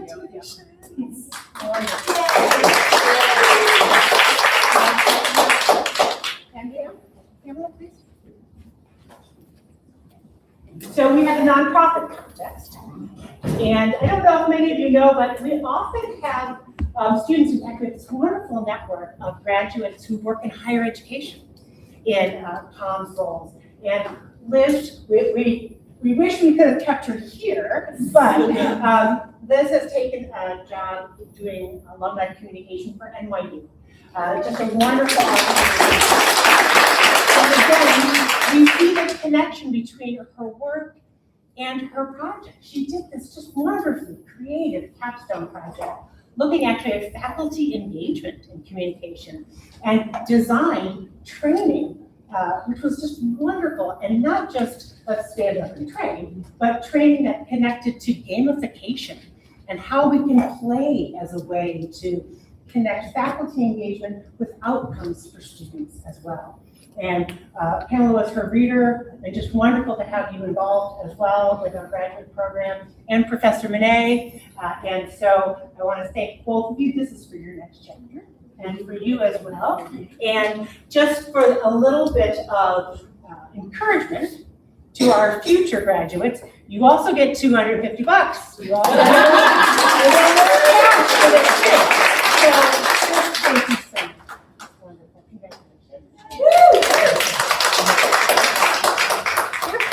Well, if you would need to stretch and grab a drink or take a little, one of these, we'll continue in just like 2-3 minutes with our remaining presentations. Okay, so Shelby, if you want to come up and get organized. Oh, thank you. I do love this. This is the race.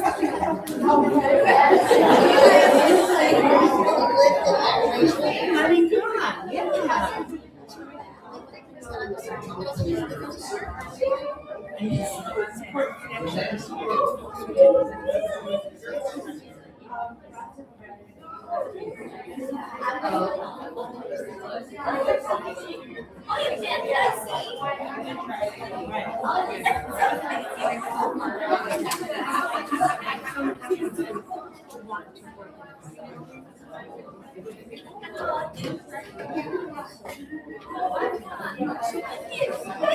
No, please, absolutely, thank you.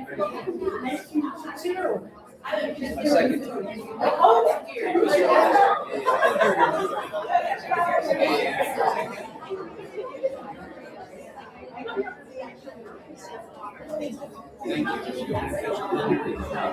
Absolutely. Thank you. I was just jumping in her video so she could see her fam was watching. So. And all the.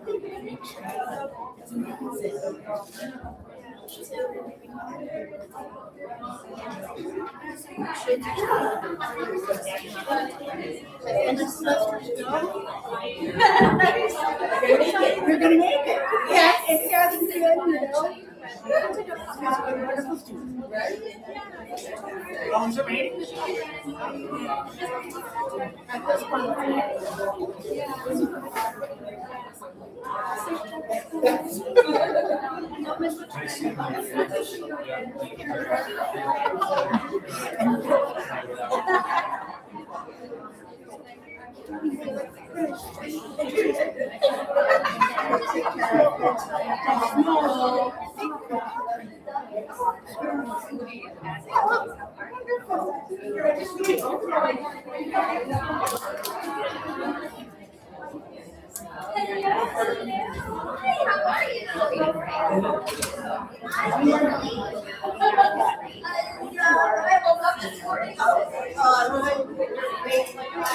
My perception of myself.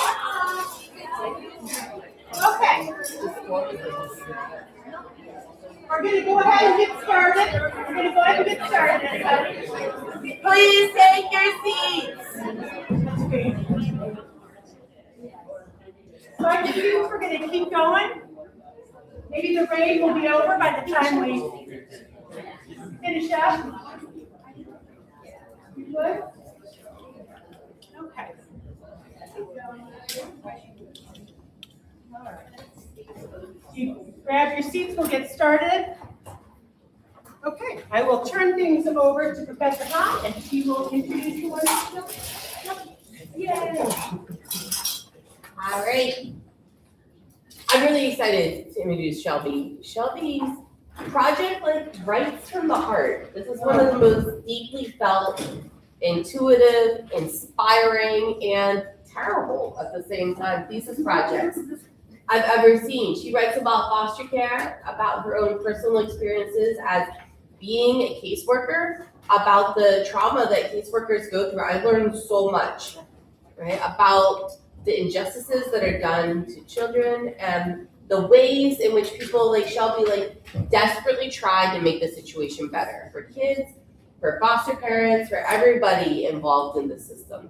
This is my first time advising a project about foster care and about the child care system in New York State. And I learned so much from Shelby. I mean, really, most of it was I can guide you through the methods, and then Shelby already knew the rest of the stuff. So it was just tidying it into a nice package.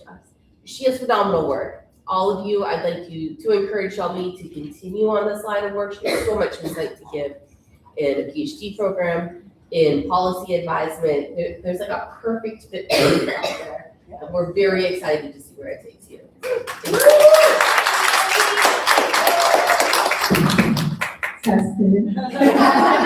Okay, so hello everyone. So first and foremost, I would like to extend my gratitude to Dr. Hahn and Dr. Medved for your time and guidance throughout this entire process.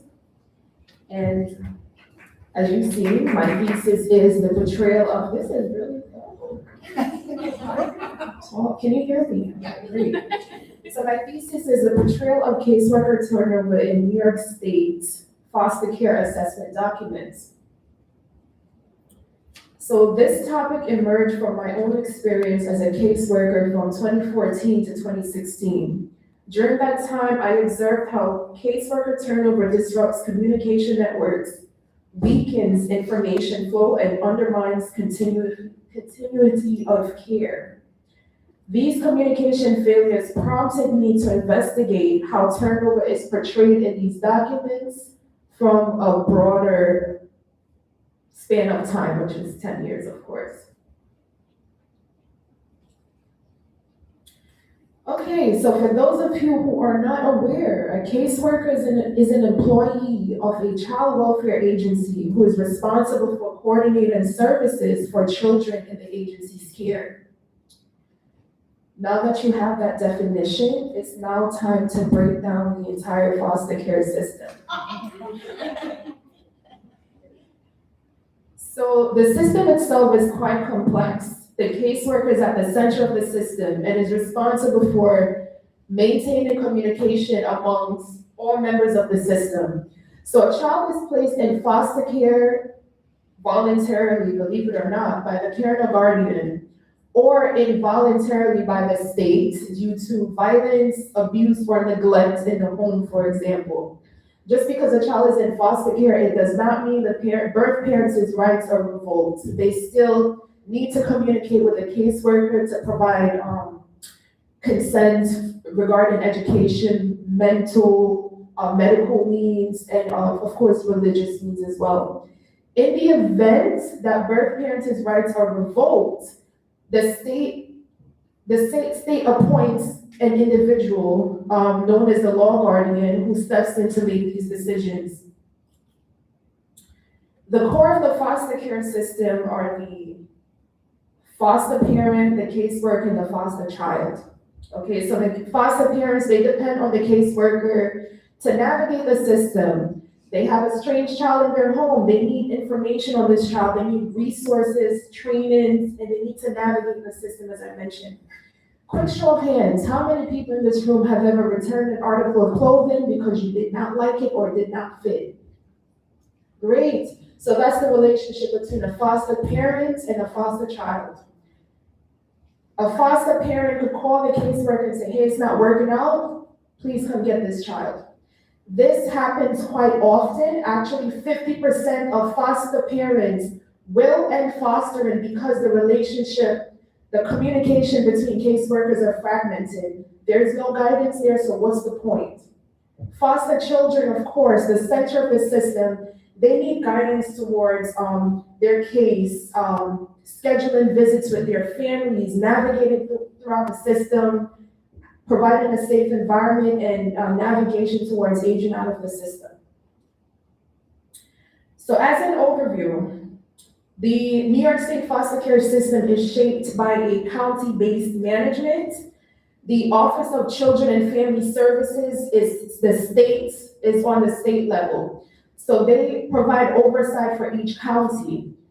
New York City is New York City is considered one county within this system and is overseen by the Administration of Children's Services, ACS. And of course, Office of Children and Family Services provide that central oversight. So as of December 31st, 2024, there are over 14,000 children in the foster care system.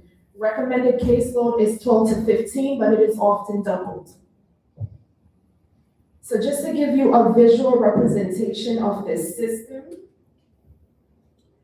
2014 turnover rate was 35%. 2024, it is still currently over 50% turnover rate. So my research questions are as follows. How is caseworker turnover portrayed in New York State assessment documents? What causes of turnover are highlighted?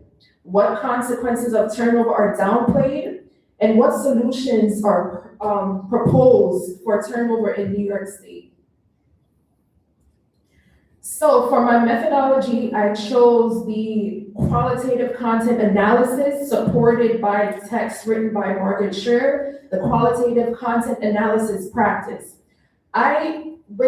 With qualitative content analysis, ideally I research documents related to turnover to identify patterns and themes.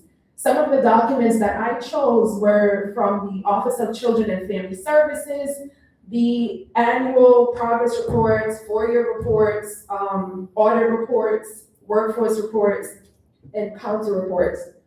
I did not and could not do interviews. This is not possible. Caseworkers are not allowed to discuss their case, the children they provide services for, or the families they work with. it is against regulation. They cannot divulge that information due to strict state and federal confidentiality that they have to follow. If they do so, they could face criminal penalties, which is why I opted to use publicly available documents from the state. To analyze these documents, I did purposive sampling, and what that means is that I intentionally selected documents related to turnover, and I grouped them in categories and themes. For example, caseloads, they manage caseloads, so I put them in categories such as caseloads, burnout, staffing shortages, mental health support, COVID-19 impact, and policy recommendations. So during COVID, quick notes, caseworkers were not allowed to make in-person visits because they do have to visit the homes, and the courts were closed, so major backlog. So my key findings are as followed. High caseload leads to turnover, which then leads to, high caseloads lead to burnout, which then leads to turnover, so it's a vicious cycle.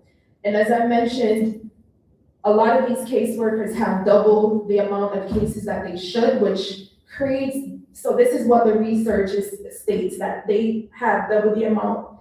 And this is because each time a caseworker quits or is out ill, the rest of their cases is divvied up amongst everyone else.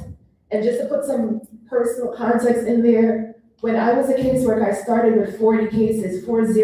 Within 8 months, I was up to 50, 50. So that's even way above what is recommended within this research from 2014 to 2024. So let's do a deep dive on burnout.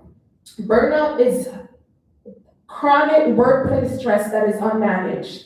This causes emotional exhaustion and secondary trauma. So these caseworkers essentially are reviewing documents of abuse, violence, and abuse could be not just physical, but also sexual. And again, they cannot share this information with anyone else. They have to internalize this. Caseworkers are also on call 24/7. A call at 2 in the morning stating that one of your cases was arrested is not uncommon. A lot of parents work 9 to 5 schedules similar to that of a caseworker, so you're on call 24/7. There's lack of support because your supervisor also carries a caseload as well. And of course, heavy documentation. So your documentation is in-house based on the agency you work for, and also county-wise. You have to put information in, for example, New York City, ACS's system, Administration of Children's Services. Okay, so the impact of burnout is as follows. When the caseworker is experiencing burnout, he or she cannot keep up with their cases. So that leads to the end of fostering in many homes, meaning the child is bounced from one home to the next, vicious cycle. Disrupts reunification. Birth parent can't get a hold of the caseworker, so guess what? The child is in the system. And of course, inconsistent paperwork. Each time one caseworker leaves, there's no guarantee that he or she was documented correctly. And of course, child instability. So what I found interesting is during this study, a lot of the documentations they did highlight, they acknowledged some of the causes, which is low compensation, lack of mandated mental health support. So mental health support is not mandated, it's just based on the agency you work for, and of course, COVID-19 backlogs. A lot of the documents focus on retention, such as focus more on attraction to hire more staff, such as increased salaries, professional development, mentoring, work sharing, and flexible scheduling. So they weren't focused on retention at all. So just to give you guys a quick oversight, many caseworkers make between $30,000 to $49,000 a year. These charts are taken from the Department of Labor self-sufficiency chart. If you are an adult with one child, the cheapest county to live in is Cattaraugus County, and that is over $51,000. That's $51,000. The most expensive county is South Manhattan, and you would have to make $123,000, and caseworkers make nowhere close to that. Recommendations: caseload caps in New York City is needed. Increased salaries statewide. Mandated mental health services need to be offered. as well as improve retention efforts, implement stronger support systems, and treat burnout as a structural issue, not an anomaly that is casually mentioned in documents. For further research, of course, long-term study on turnover for children in the system, and extensive research on states such as Washington, who was able to see turnover decrease from 26.9% in 2021 to 16.8% in 2024. It is possible. And explore policy reform effectiveness over time. To conclude, caseworker turnover is a structural issue. It is not an individual failure. Burnout, low wages, inadequate support, bureaucratic inconsistencies are primary causes. If these things are addressed, it could improve communication within the system and provide better care for the stakeholders, especially the children that are suffering. Ultimately, reform should begin with these agencies prioritizing workforce well-being and implementing tactical strategies, physical strategies that could sustain retention. Thank you.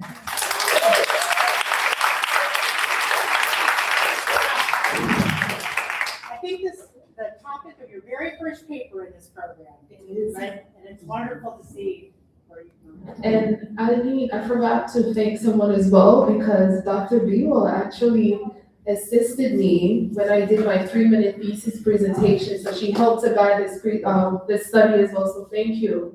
I appreciate that.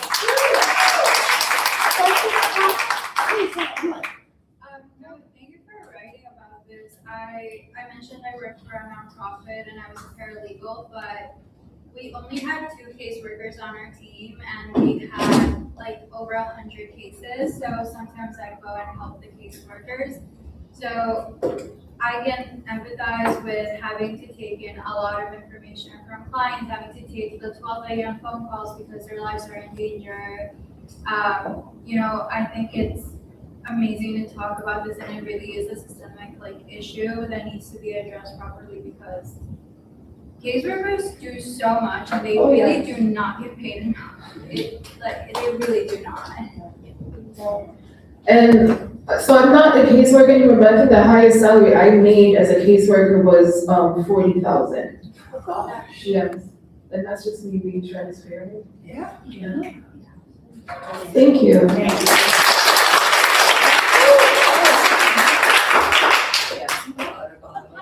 It says that you're an alumni now. I know. Just really excited that you're an alumni.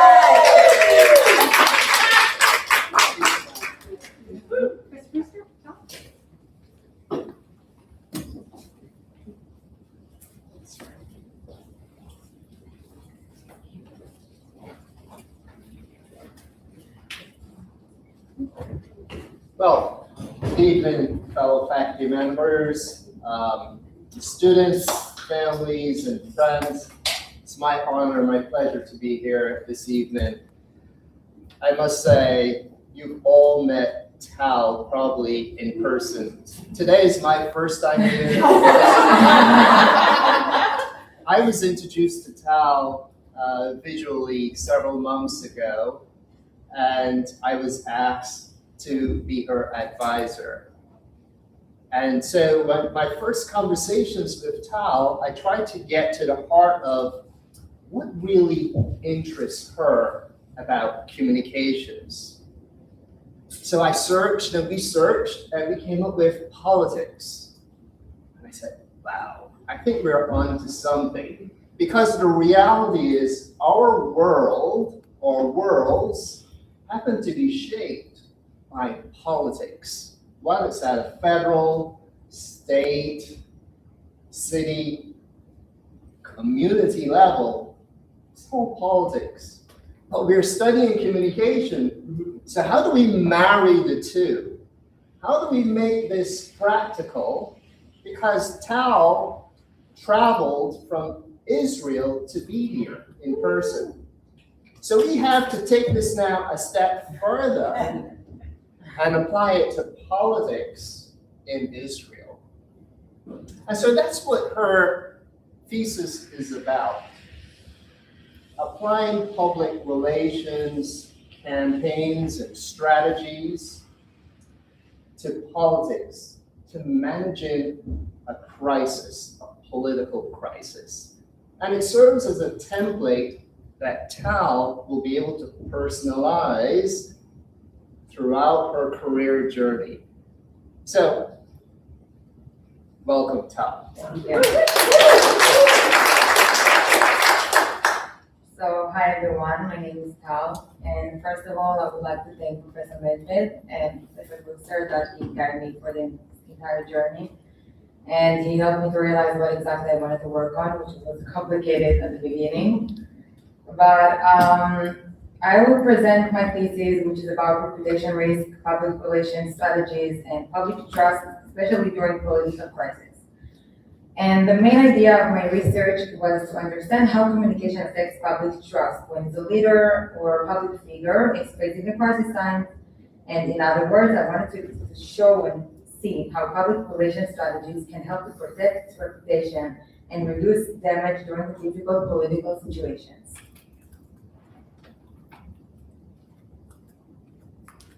So this topic was important to me, and I think to all of us, because we live today in a very fast communication environment. Information spread very quickly through news outlets, social media, interviews, and digital platforms. And because of this, the public can follow almost every move that political leaders make during a crisis. The way a leader communicates can strongly affect how the public understands the situation and whether they continue to trust that leader or not. My research focused on political crisis, but it also used theories from public relations and corporate crisis communication. The reason for this is that political leaders, just like organizations, need to manage reputation, respond to the public, and maintain trust with their audience.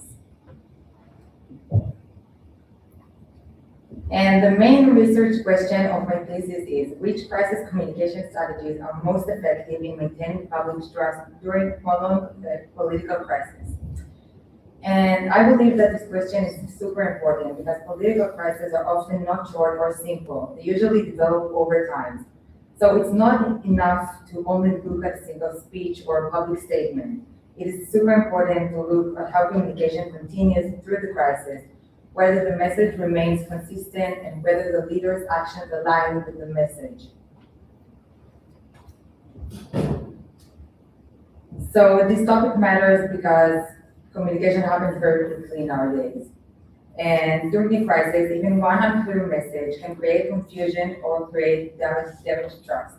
This is why public relations strategies are important in this case. They help leaders explain the situation, reduce uncertainty, and protect their credibility. So to analyze this topic, I used two main theories. The first one was situational crisis communication theory, also known as the SCCT.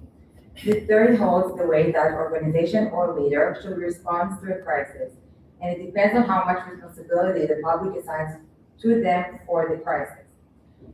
The second theory is the image repair theory by William Benoit. This theory explains how public figures try to repair their image after the reputation has been damaged. One strategy in this theory is justification, which means explaining why a decision was necessary and made. Those theories help me to understand how leaders communicate during the crisis and how their communication can affect the public trust. So the main idea of this research was the case study, which was about Naftali Bennett, and he used to be the Prime Minister of Israel between 2021 and 2022. I chose him because his government was super interesting, and it was also so complicated at the same time. His coalition was made up of many different parties. Parties did not always agree with each other, and they held different political opinions. Because of that, it was hard for the government to stay united. From the beginning, many people asked whether his government could really last or not. I chose this case because it was not only just one crisis that happened in one day. It was more like ongoing political problem. The government had to deal with pressure, criticism, and public questions over time. So this case really helped me to understand how communication works when a political leader is dealing with difficult situations for a long period of time.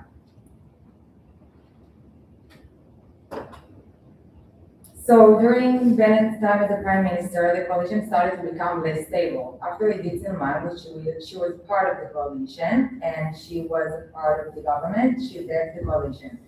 The government lost its majority in the Knesset, which is the Israeli parliament. And after she left, the government lost the majority in the Knesset, in the parliament, which was a big crisis. This made the entire situation even more difficult because without a majority, it is harder for the government to continue working normally. Later that, Bennett and Lapid, which is also extending the government, they announced that the coalition could no longer continue. This led to the dissolution of the Knesset and new elections.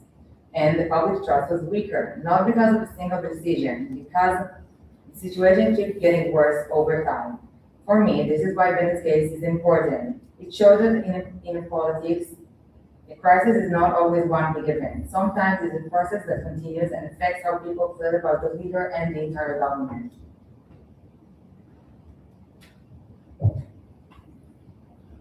So in this situation, Bennett's communication was very important. His main message was that the coalition was necessary, even if it was not perfect.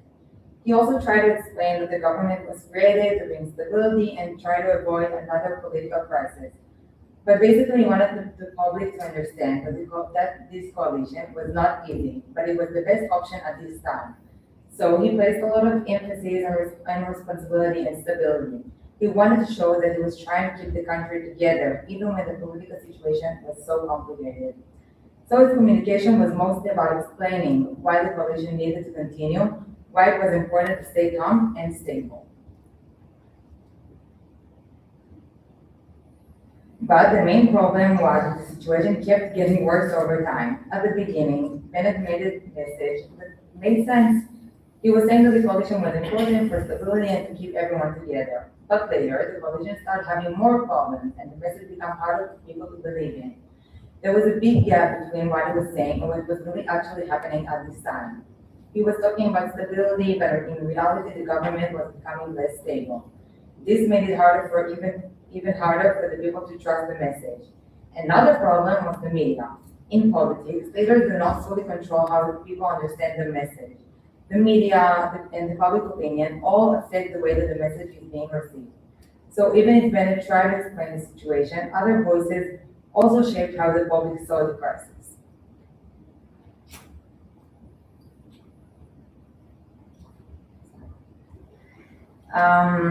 So based on this case, I created a simple model for political crisis communication. The model has three stages, preparation, responses, and recovery. The first one, that means that leaders should be really prepared and before the crisis even gets worse and happens. They need to understand the risk, identify their audience, and prepare the clear message in advance. The second one, which is response, is that what leaders do during the crisis. At this stage, communication needs to be quick, clear, and honest. Leaders should explain what is happening, address the public concern, and continue to provide updates. This helps to reduce confusion and show the public that the leader is aware of the situation. And the third and the last one, the recovery. At this point, words are not enough. Leaders need to show through their actions what they're trying to fix the problem. So the main idea of the model is that communication should not happen only once. It needs to continue before, during, and after the crisis.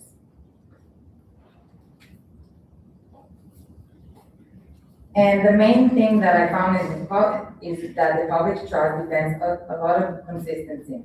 It is not only about saying the right thing at one time. A leader needs to maintain a clear message over time. The public also needs to feel that the leader is being honest and transparent, but transparency alone is not enough.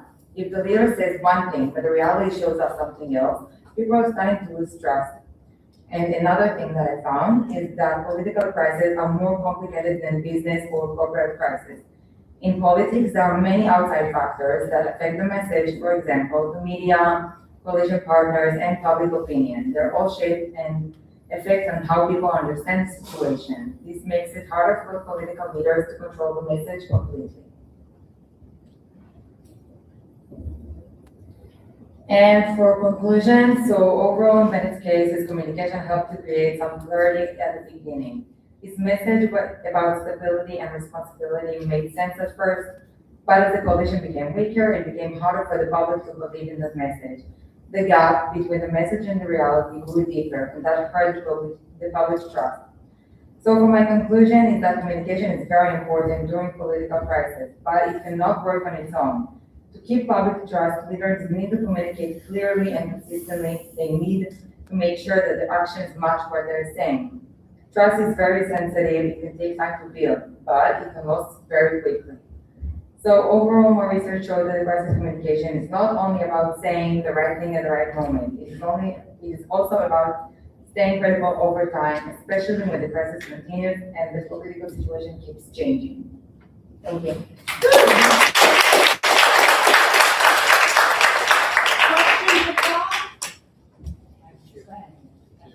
Question for Tom? Thank you. Congratulations, thank you so much. Can I get one quick picture?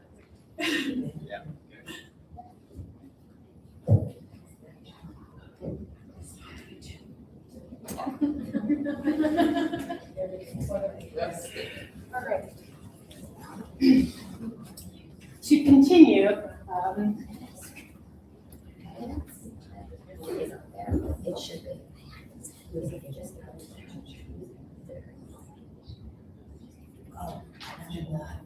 Just down the middle.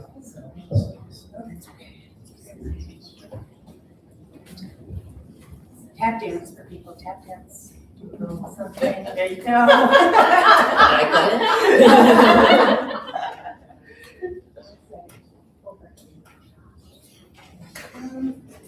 Hey, look at that, it's in that thing. That is a miracle.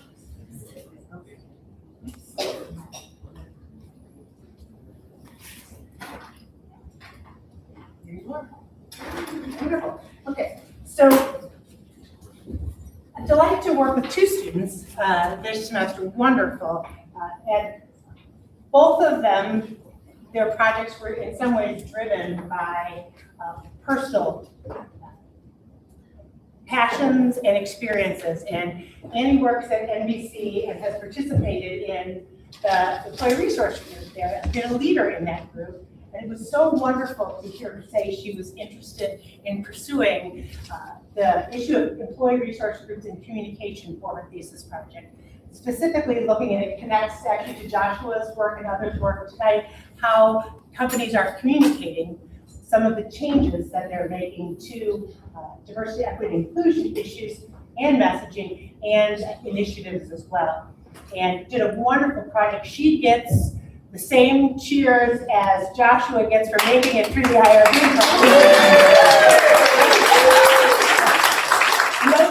No.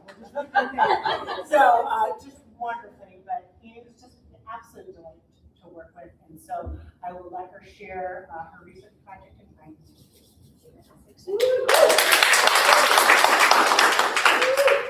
Good evening, everyone. Thank you all for being here. Thank you, Dr. Mendez and Dr. Biwa, for standing by me through this process. And yes, as Dr. Mendez stated, some of my fellow graduates tonight have set the stage for surprise DEI. And so my project, tonight I'll be sharing with you my pilot study, which is sense-making DEI and how shifts in organizational DEI communication shape trust, engagement, and ERG legitimacy. Oh no, that's not mine. Wait, do I go down? Okay, I got it. Here's my agenda. It almost matched. Yeah, that's why I got confused. Okay, here's my agenda, what we're going to be going over. Introduction and background. So, what is the problem? Employee resource groups, which I will refer to as ERGs for the purpose of this presentation, also known as affiliate groups, employee networks, or diversity networks at some organizations, have been used as part of workplace cultures for over half a century, with the purpose of creating a shared space for employees who share common identities. Over time, the role of ERGs within organizations has expanded significantly. Today, these employee-led groups serve as a valuable tool organizations use to support their DEI initiatives. ERGs, which were originally organized around demographic identities, have been since evolved and commonly include veterans, women in the workplace, generational cohorts, remote workers, among various others. As organizational communication practices, these groups facilitate structured events and conversations that are intentionally communicated to employees and are framed as a place to share lived experiences, network, and ultimately engage more with their organization's DEI initiatives. Recent research shows that effective ERGs strengthen employees' sense of belonging, particularly among underrepresented populations, improve retention, and support the advancement and representation of diverse talent in alignment with organizational DEI strategies. So, why does this matter? It was important to me to begin to understand how employees and ERG leaders make sense of shifts in DEI language in today's ever-changing political climate. Tonight, I will share with you my findings on how these shifts in language risk undermining employee trust, engagement, and the credibility of employee resource groups within organizations. So, a literature review. ERGs as organizational tools. The social need for individuals to connect in the workplace has closely aligned with organizational efforts to improve diversity and inclusion since the 1960s. As a result, organizations are increasingly tasked with ensuring that ERGs are not only responsive to employee needs, but also strategically aligned with broader DEI initiatives. This shift has positioned ERGs as both culturally and organizational tools, bridging employees' experiences with institutional priorities. DEI communication and employee trust. How organizations communicate their DEI strategies plays a crucial role in how the employees interpret organizational DEI initiatives. Recently, organizational DEI practices have experienced heightened scrutiny, accompanied by political, social, and organizational backlash. Arguably designed to create an equal playing field for everyone, DEI critics argue that it is discriminatory and that it institutionalized discrimination and racism. Recent research also shows that backlash against DEI has increased. Organizations have shifted the language used to describe their DEI efforts. Since 2023, research indicates that a 22% decline in organizations using terms such as DEI, inclusion, and diversity. Similarly, a Conference Board survey showed that more than half of senior executives have already adjusted their DEI language over the past year, with an additional 20% reporting that they are considering making similar changes. Nonetheless, ERGs have remained a key way organizations attempt to reinforce and support inclusion efforts. Research shows that ERGs play a pivotal role in fostering an inclusive work environment, growing connections within the workplace, as well as promoting diversity, awareness, equity, and ultimately strengthening employee satisfaction and productivity. When organizations prioritize their ERG initiatives correctly, their potential to support career development and engage with local communities is also fulfilled. This further contributes to a positive organizational image, strengthening community relationships, all while empowering professional growth within organizations. Research also shows ERGs enhance an organization's ability to attract top talent by integrating it into the recruitment process, often offering mentorship and guidance, strengthening new employees' ability to smoothly transition into the workplace. Sense-making theory. Organizational communication is not just about what is said, but how employees perceive what is said. This becomes especially important when focusing on shifts in DEI language or the lack thereof. ERGs are employee-led, however, relying heavily on the direction and guidelines from organizational leadership. As organizations adjust how they communicate about DEI, these employees are left to make sense of what these changes mean. Understanding how employees perceive shifts or ambiguity in language is particularly important when focusing on the success or failures of ERGs. Sense-making provides a useful conceptual framework for understanding this process. Sense-making refers to how individuals create meaning out of situations, even when unclear, shaping organizational structure and behavior. Employees make sense of organizational meaning through several key factors, including self-identity, retrospection, social dialogue and interaction, shared experiences, and the extraction of cues that help them decide what information and actions are relevant in ongoing situations. This becomes more dominant when communication is unclear or ambiguous, leaving employees uncertain and more likely to question what these changes mean. In terms of DEI, shifts in language or the lack thereof may be interpreted as strategic reframing or seen as a step back from DEI initiatives. As employees interpret these meanings, their initiatives, their individual experiences through group dynamics may be affected. Because ERGs are so closely tied to DEI efforts, any shifts or changes become particularly important to ERG members. Oftentimes, ERG leaders and members alike are more aware and essentially affected by these changes. As Catalino explains, clear communication regarding ERG's purpose, aligning with ERG initiatives with corporate TI strategies, and ample support from the organization to ERG leaders are key to having effective resource groups.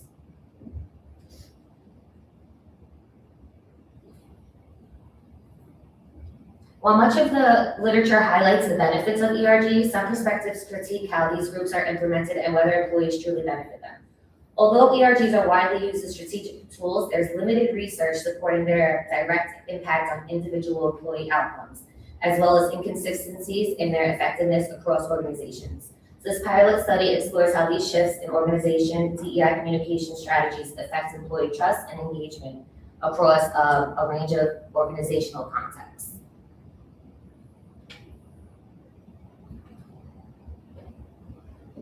So for my research questions.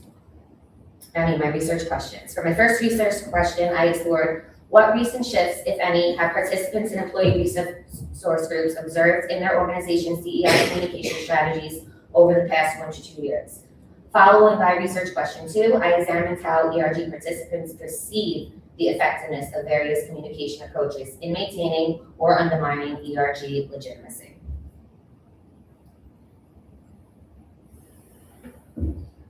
The methodology used for the survey included, for this thesis included an anonymous online survey, which was used to gather primarily descriptive data, survey branching, which allowed for role-specific questions depending on the respondents' reported ERG involvement, data collected, individual responses tapping into perceived DEI communication changes, trust, engagement, and legitimacy, multiple choice responses documented the types of DEI communication changes perceived, role-specific items related to ERG leadership, engagements, or barriers to participation, and optional open-ended responses.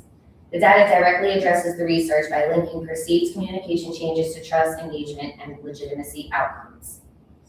A total of 24 participants were collected for this research study. Among the participants, 44% identified as ERG leaders, 39% identified as members, and 17% indicated that they were not involved in ERGs offered at their organization. Participants of this study represented a range of industries and ERG affiliations, including gender, women, LGBTQ+, identity, race, ethnicity, and veterans. Most participants work in large organizations, with 71 reporting that they worked at organizations with more than 1,000 employees. So my data analysis procedure examines how ERG members, leaders, and non-participants within organization describe and interpret these shifts. Because this study focuses on employee interpretation and sense-making, both qualitative and quantitative forms of analysis were utilized. Basic descriptive statistics were used to examine participant perceptions of DEI communication shifts, organizational trust, clarity, and internal communication preferences. Qualitative responses were analyzed using thematic analysis.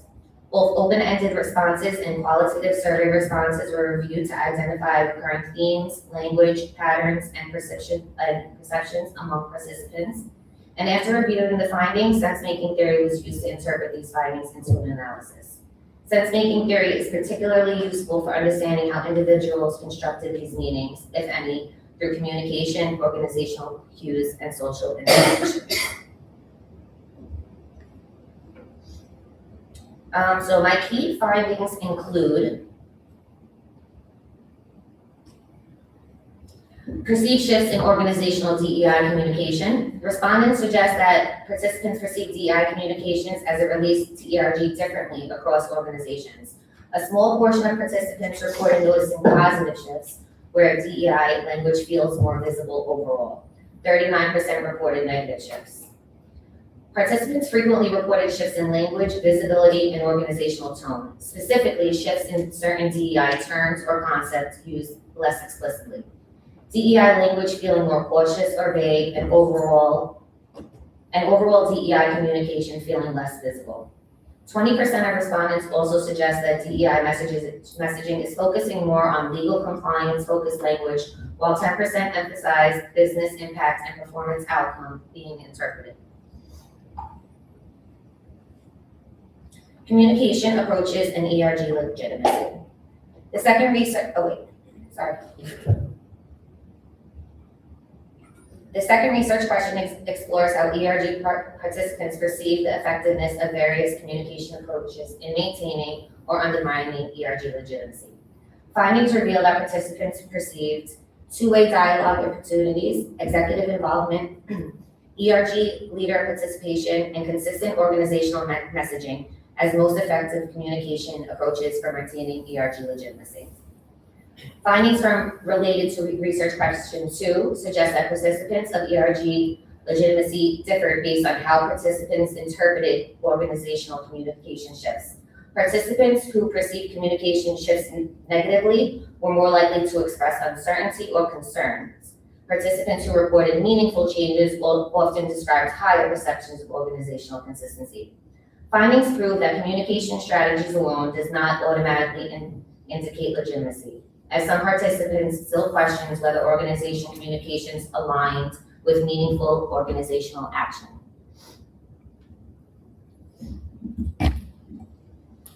Respondents who identified as ERG leaders reported mixed perceptions regarding organizational leadership support, inclusion in DEI communication processes, and having stable organizational resources despite changes in DEI strategy. 5 out of 8 ERG leaders reported that senior leadership currently supports them in their role as ERG leaders. However, only 3 ERG leaders reported that they are included in conversations with senior leaderships about the company approaches to DEI communication. While only 2 ERG leaders participants perceived organizational resources for ERGs as remaining stable despite changes in DEI strategy. Multiple leaders described being more cautious in their communication strategies, particularly regarding organizational approvals on all communications. Several ERG leaders also indicated that shifts towards broader and more generalized inclusive language. Respondents indicate that ERG leaders are perceiving these shifts as indicators of broader DEI priorities and sensitivity around its discourse.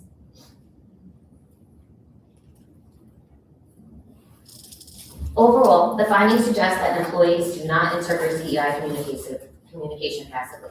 Participants describe paying close attention to how organizational tone, visibility, and leadership messaging when determining whether DEI initiatives felt authentic or performative. This aligns with the sense-making theory, particularly with its argument that employees interpret meaning through cues, interactions, and lived experiences. These findings also support prior literature suggesting that communication clarity and inconsistency influence employee trust, perception of organizational legitimacy.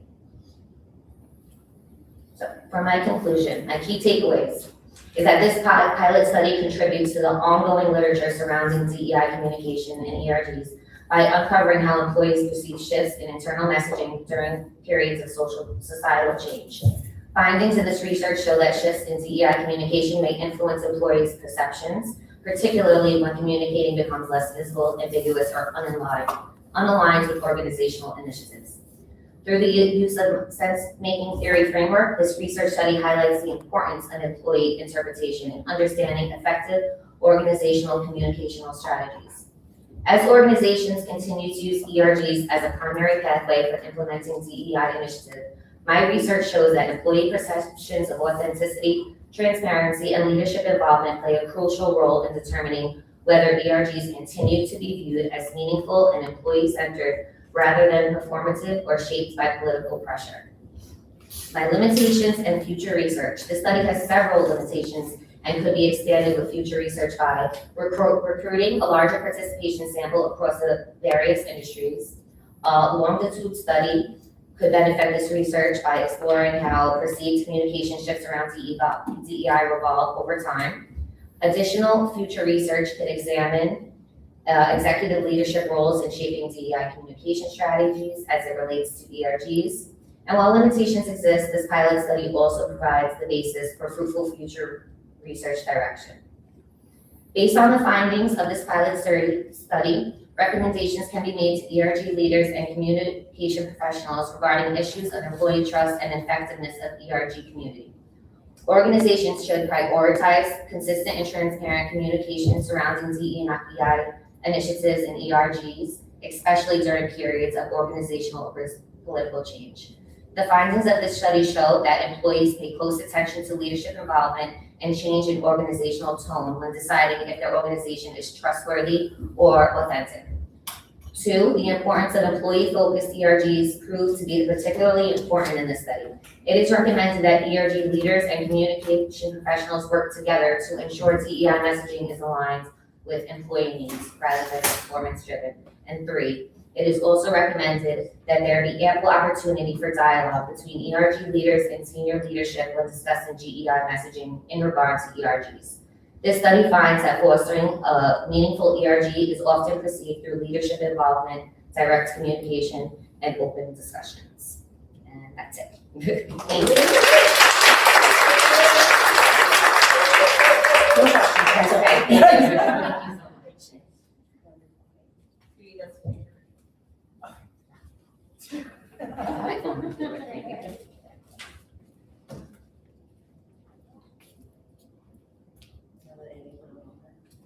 Thank you so much. Thank you.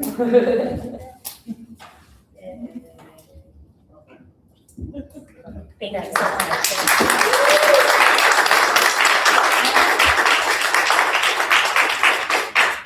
We're going to end our presentations this evening on a similar thread in relation to a lot of what's going on in our world these days, which I really appreciate our students' critical lens and also very practical lens to the study of communication. Samir Jones started her project from the perspective of this is the world I'm entering into, right? This is the work environment, the kind of organizational challenges that we're experiencing today, and wanted to look particularly at 2 of those big issues. One is the issue of DEI and also AI. She's entering into an environment where so much change is happening. And I really appreciated her perspective of, let me get out there and talk with individuals who are managing in this environment and think about how I'm going to continue my own career in these topics, I guess I would put it that way. So absolute delight to work with. She challenged me in wonderful ways and helped you did, and helped me to also think broader and differently. So thank you so much, and I'll turn things over to you.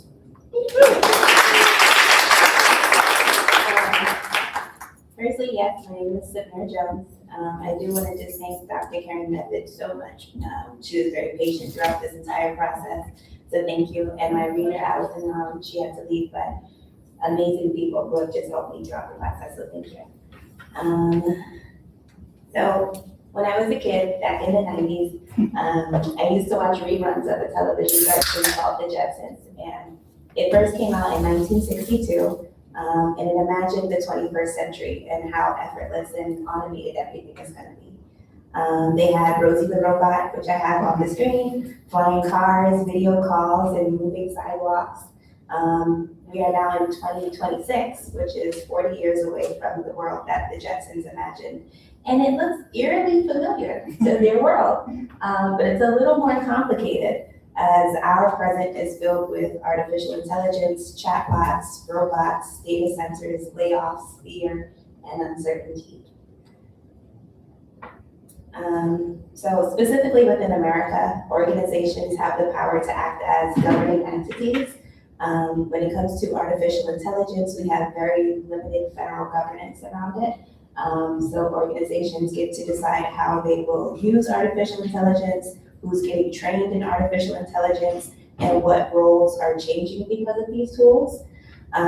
When it comes to diversity, equity, and inclusion, specifically within America, we have these new political pressures that are pressuring organizations to respond and to adhere to new guidelines.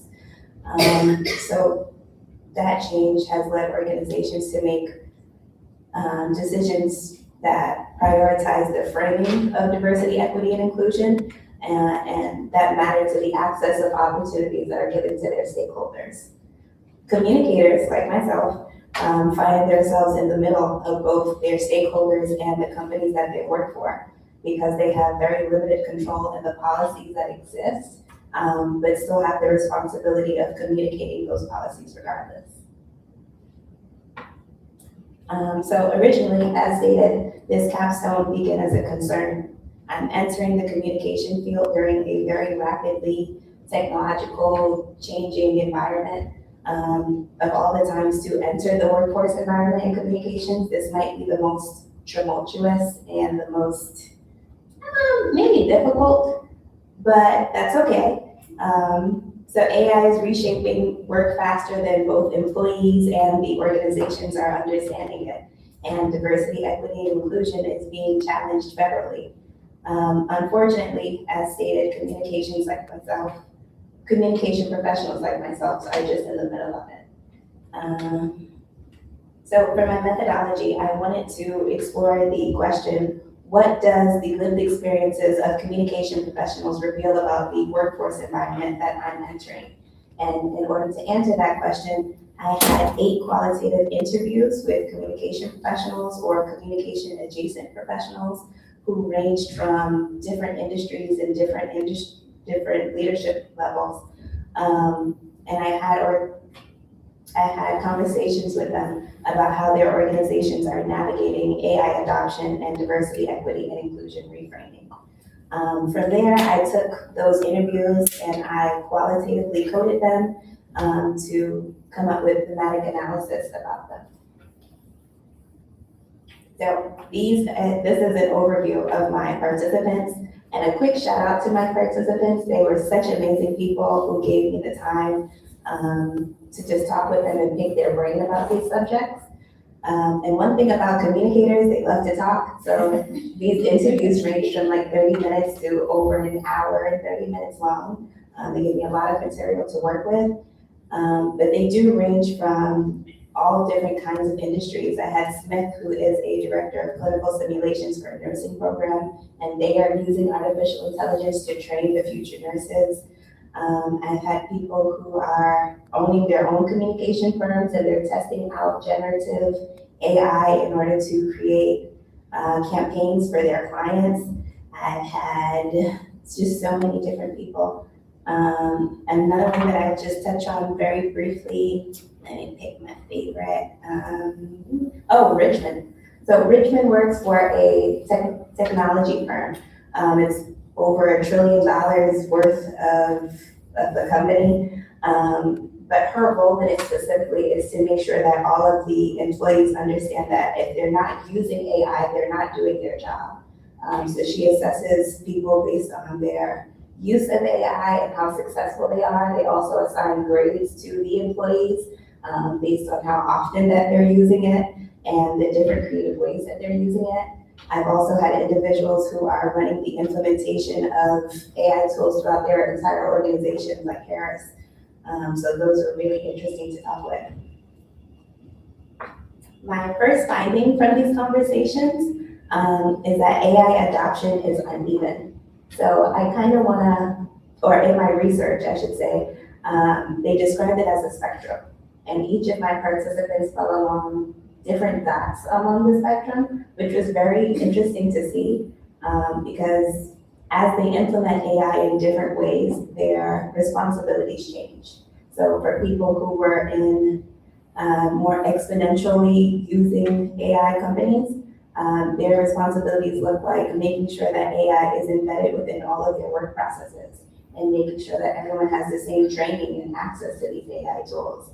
As opposed to people who were in the more incremental phase of AI adoption, though their responsibilities look like introducing those tools to people and creating policies to make sure that they're being used safely and securely within their organizations.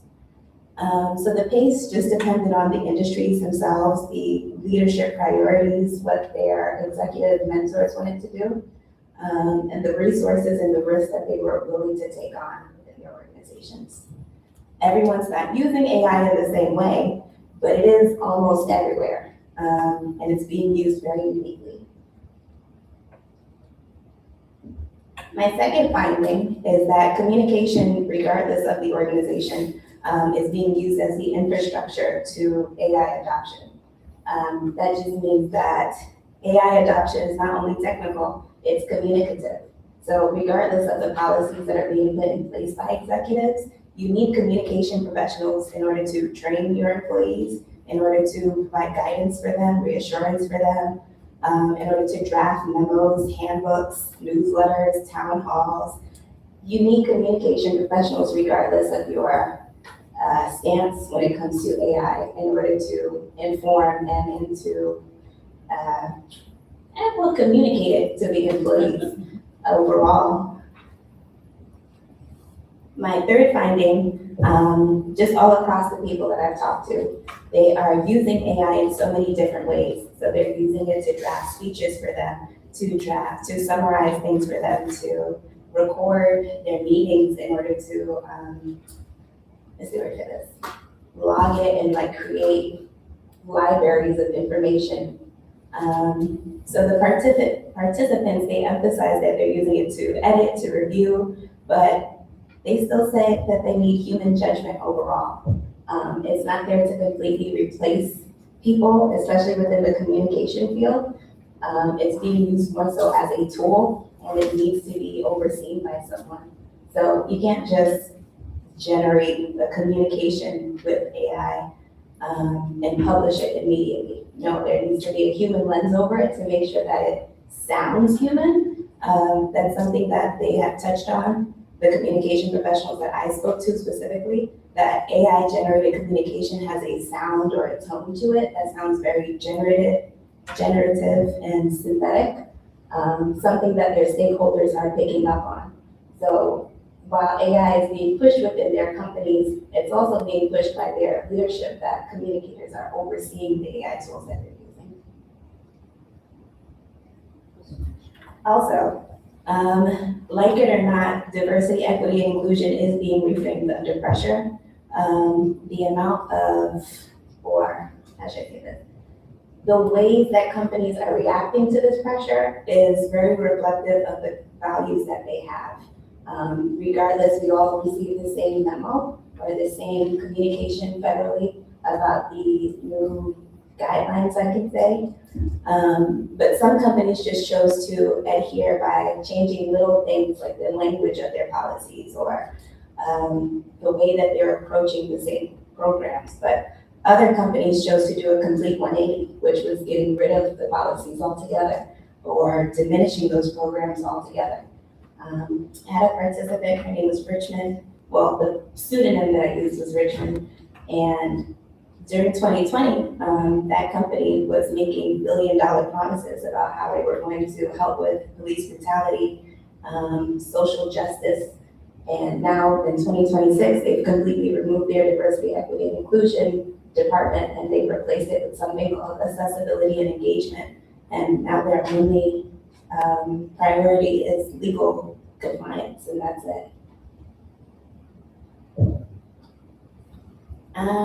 Also, the communication profession itself is evolving, sorry. The use of AI tools, unfortunately, is absorbing the roles and the tasks that were previously taken by junior communicators, which means that the drafting and the initial process that usually goes to entry-level communicators no longer exists, or is fastly disappearing, I should say. That doesn't mean that the roles themselves are no longer there. It just means that they now have new responsibilities. So if you are someone just entering into the communication spaces, then you might need to use these tools in order to better prepare yourself, because you're expected to be better than the AI that can already do those things. So what does this all mean? AI, firstly, is accelerating faster than workforce readiness. Companies don't care that their employees or their stakeholders don't know how to use these tools. They just care that they're being implemented and they'll figure it out along the way. Communications must function as education and sense-making in these contexts in order to implement the tools and the policies that these organizations are putting together. Diversity, equity, and inclusion instability reflects leadership priorities and risk tolerance. While they're adhering to these changes in diversity, equity, and inclusion, they're doing so uniquely in a way that reflects their own values. Communicators are responsible for translating these policies regardless, even though we lack decision-making power. The future communicators must be more strategic, ethical, and technologically fluent. And I specifically have to be more careful about the places that I'm choosing to work with in the future, because that's going to impact the responsibilities that I have as well. The limitations in future studies. So I only interviewed 8 people, and they were very personal interviews, so I did appreciate that. But in order to gain more clarity about this topic, I would have to speak with more people. I did have recruitment challenges overall. Some people just thought I was like a scammer and they didn't want to talk to me. So I think in the future, my approach would be better, or maybe more word of mouth so they know that I'm not a random person hitting them up on LinkedIn. The participants represented different industries and roles. If I had spoken to just one industry of people, maybe my findings would be more tailored to that industry specifically, but now I'm just looking at the communication industry more broadly. So I'm not sure if that's a plus or a minus, but it could impact the findings. Some participants were limited in what they could share. They were kind of scared to talk to me about diversity, equity, and inclusion, and I'm not sure if that's around the way that I was tailoring those questions, or like their company's stance on it overall, but as soon as I mentioned that word, they kind of recoiled and got uncomfortable around me, which is something that I took note of. The findings are not generalizable to all organizations because I only spoke to 8 people. Ultimately, through the interviews, I just found understanding and hope for the future in communications. Because regardless, throughout the 4th Industrial Revolution, it seems like communicators are needed overall. This project did begin as a concern, and my participants confirmed the uncertainty and the risk and the disruptions that they were facing. But ultimately, they told me that human judgment, trust, and authentic storytelling still matter in some places and in some roles, with communication being some of those roles. I think that's it.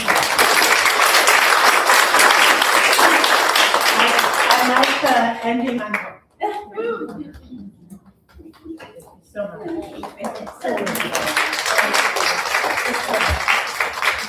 ending on hope is a wonderful thing. I thank you all for being with us tonight, for supporting your colleagues, for supporting advisors and faculty, and for family traveling from so far away, and from New York, right here local, out in the rain. Thank you so much, and I wish you all a wonderful evening. Thanks for being here. There's cheese.